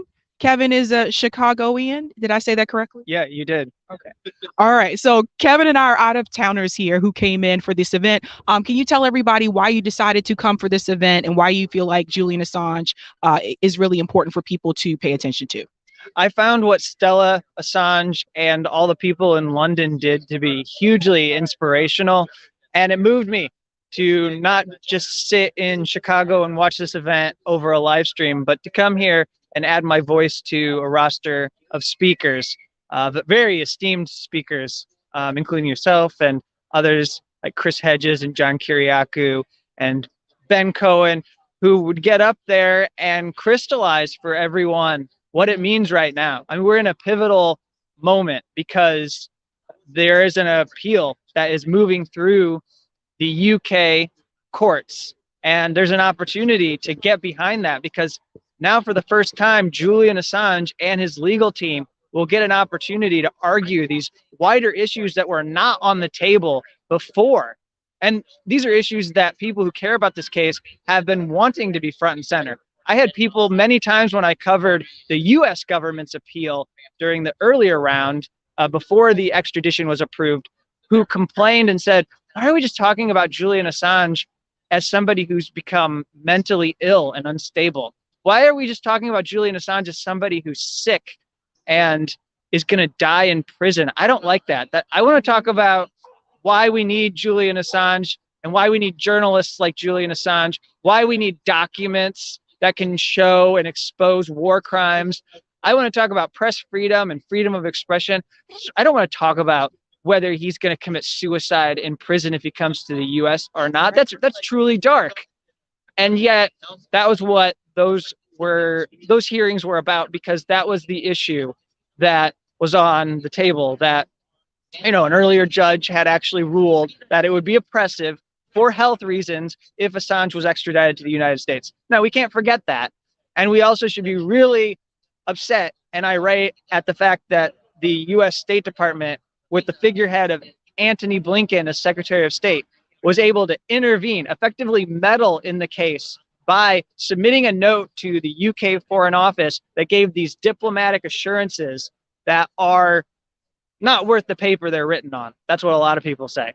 And I think it bears repeating, because these were assurances that even if tested, and their lawyers got a chance to test them in a 2-day hearing, they're not proven. You can't rely upon them. Things like, oh, he could be transferred to Australia to serve a sentence. Right. Oh, he could go to the United States and he won't be put in solitary confinement. And we will make sure he has available mental health care. Well, we can get into all of the reasons why those are bogus assurances. But I think the focus on our minds right now is what can we do to get this Justice Department to back off and no longer pursue this case. And I think that's what today was about, was being here and showing them that this entire globe is tuned into this case, because it's not just DC and London. We had Melbourne in Australia that had a day of action. And right now there are events that are going to be going in the Central and Mountain time zones and in the Pacific time zone. There's an event in Seattle. There's a San Francisco Bay Area event. So everybody looked at what Stella was doing and they were inspired. Very well said. Yeah, I was gonna tell people that. I think there's one in Denver too that was added as well. Yeah, it's huge. If you get the opportunity, please try to check online for clips for the one in London, because they were trying to make a circle around Parliament. So that one was that was huge. That was like a big deal. But Kevin, before you head out, where can people find you? You can go to the dissenter.org, that's THEDISSENTER.org, and find all the updates and reports that I do on Julian Assange. Thank you. It's been good talking to you. All right. See ya. All right. All right. How are we doing on how am I doing on time and battery? Okay. Esther? Yes.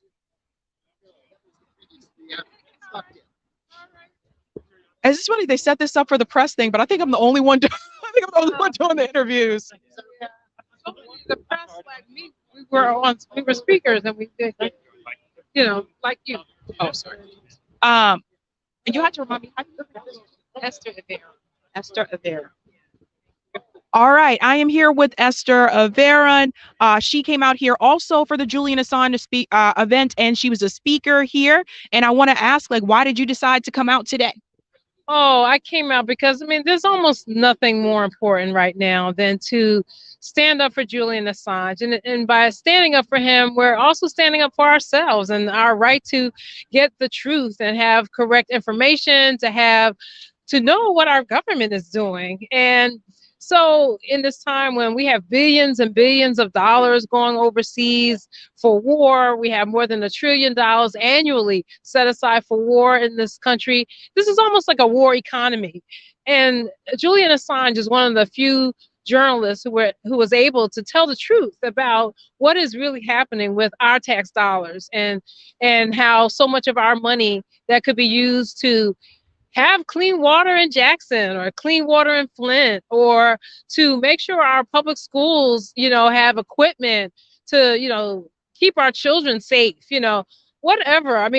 There's so many things that we need to do in this country. And so when you really think about those resources that are going into war and spying and espionage and torture and to hurt other people around the world, these are the things that Julian Assange let us know. And so there's almost nothing more important than that, to let the public know what's really happening. Well said. It was mentioned earlier in another speech, someone said that about 50% of people didn't know who Julian Assange was. That actually wasn't shocking to me, because most people that I talk to, or I've mentioned this issue to, are like, who is Julian Assange? Are you surprised by that? Yeah, I'm surprised because, well, I don't know. Maybe I'm surprised because the politicians, especially here in DC, have made it such a point of demonizing him and raising up his name as the false reason why, for example, Hillary Clinton lost the 2016 election. So he's been so demonized here in DC, and then through corporate media around the country. I'm surprised that people wouldn't know who he is. But even if they do know, they don't know all the things that he's done and all the all the reasons why we came out for him today, because he's the one who let us know about war crimes in Afghanistan and Iraq and just things all around the world that we wouldn't know about if it wasn't for him. Well said. And before you head out, where can people find you?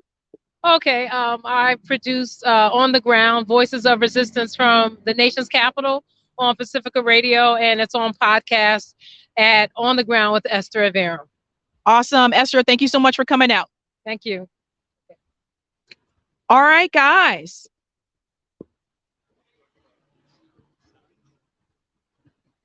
Yes. I didn't tell you guys about the backdrop, I don't think, right? So if you look at the signs here, these are all different faces, different messages, but similar in ways. I am Julian Assange. Press freedom is my freedom, because again, this affects all of us, not just one individual. We are Julian Assange. So you can see all the faces here. Australia, bring Assange home.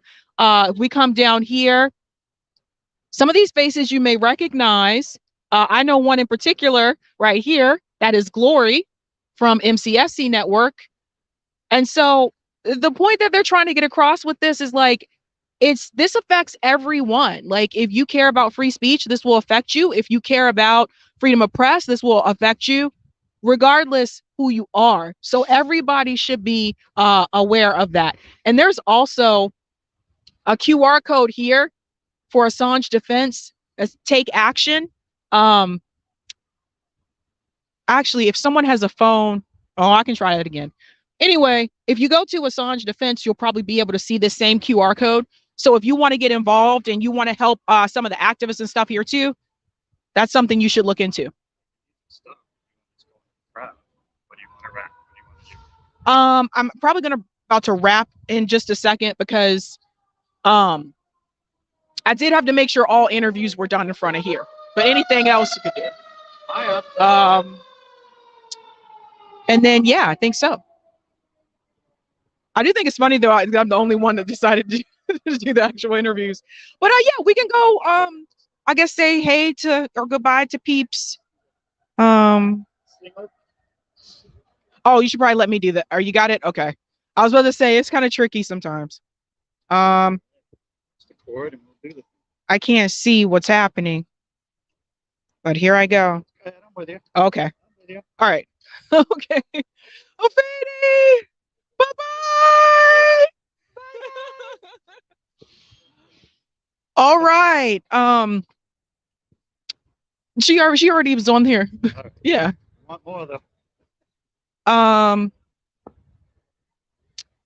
think we're pretty good.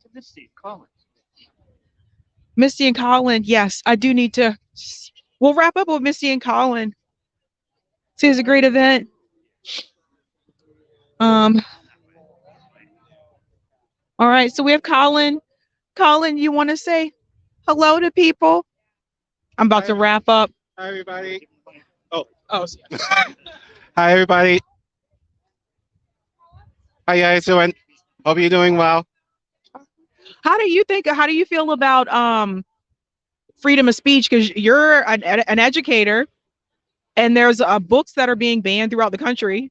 So how do you feel about all this? From that context, it's depressing, especially given the things that they're trying to, trying to replace it with, which is often not true. And I think especially being in an industry where allegedly, and I say allegedly because it's truth based on who's telling it. So, and it's not often connected to our stories. It's usually, most of the time, depending, especially if you look at history, it's usually tied to white supremacy.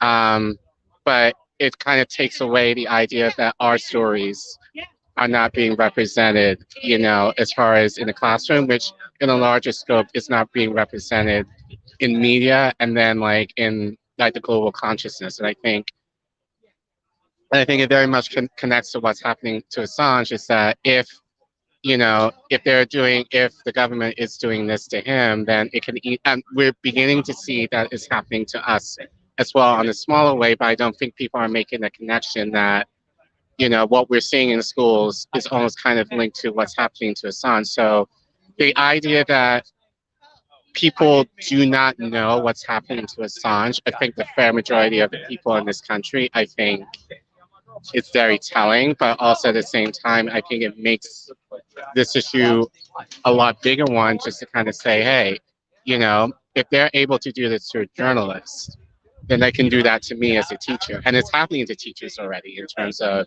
teachers are leaving or being fired on account of what's being presented as truth, that certain school districts are trying to shield that truth away from our students. So, but Sorry, no, it's okay. I lost Bubba. Your brain plot. All right.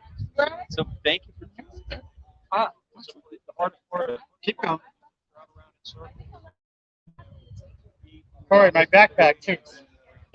Yeah. Sorry. Yeah. Sorry, guys. It's all right. So yeah, I think. So that being said, I think in tied to this, I think this is my 4th Assange event here at DC. I think this is definitely the biggest one. So it kind of surprised me, you know, with the size of it. But I think it also made, I know it made Missy feel very good. But I think it was a very good showing. So it just shows that I think the word, especially Assange, I think is growing and people are kind of more resonating to it. And I really are connecting with it. So, so obviously we need to keep doing more of these, but this was very promising, the fact that we had a crowd this large who were able to come out and stand in solidarity with Assange in regards to breastfeeding.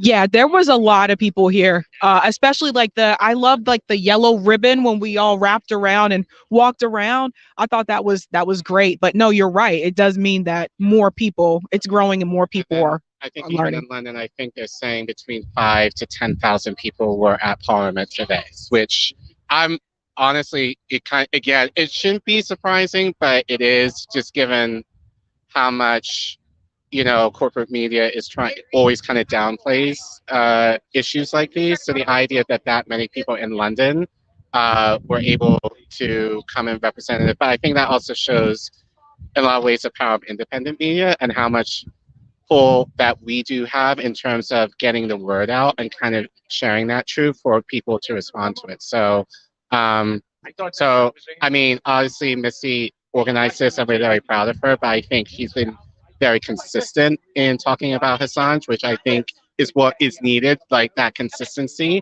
But this is a promising start to kind of see as many people this time kind of coming out and showing solidarity. So it was right. That's right. Colin, thanks so much. Before you go, where can people find you? You can find me on INN, Indie News Network. I'm on INN News with Reef Freeland Wednesday nights, generally at 9 Eastern Standard Time. And then you could follow us on Twitter at Get Indie News. All right. All right. And then we're just going to do one more final Misty. Skadoots with Misty. I think we'll see her. We just wanted to say bye and wave to the people. Yeah. They can't. Oh, they can't. Hi guys. It was amazing, actually. We had a really great turnout. The march was really powerful. Having the big yellow ribbon going around the Department of Justice and like a show of solidarity with London was really powerful. And amazing speakers. That was some amazing speakers. So yeah, and Sabby spoke. Yay! How did you feel that? People were saying like this was a larger. Oh, for sure. For sure. We usually get maybe on average like 40, 50 people out here, and it's the same 40 or 50 people every single time. And we had this was definitely our biggest turnout for sure. And I could like there was a different energy. Like it was really kind of palpable. I think people are really starting to get it. You know what I mean? Yeah, it was good. It was good. Thanks for coming. Thank you. All righty. All right, guys. That's it. We're done. Thank you so much for hanging out with me today, spending your Saturday with us. But that's it. I'm out. Peace.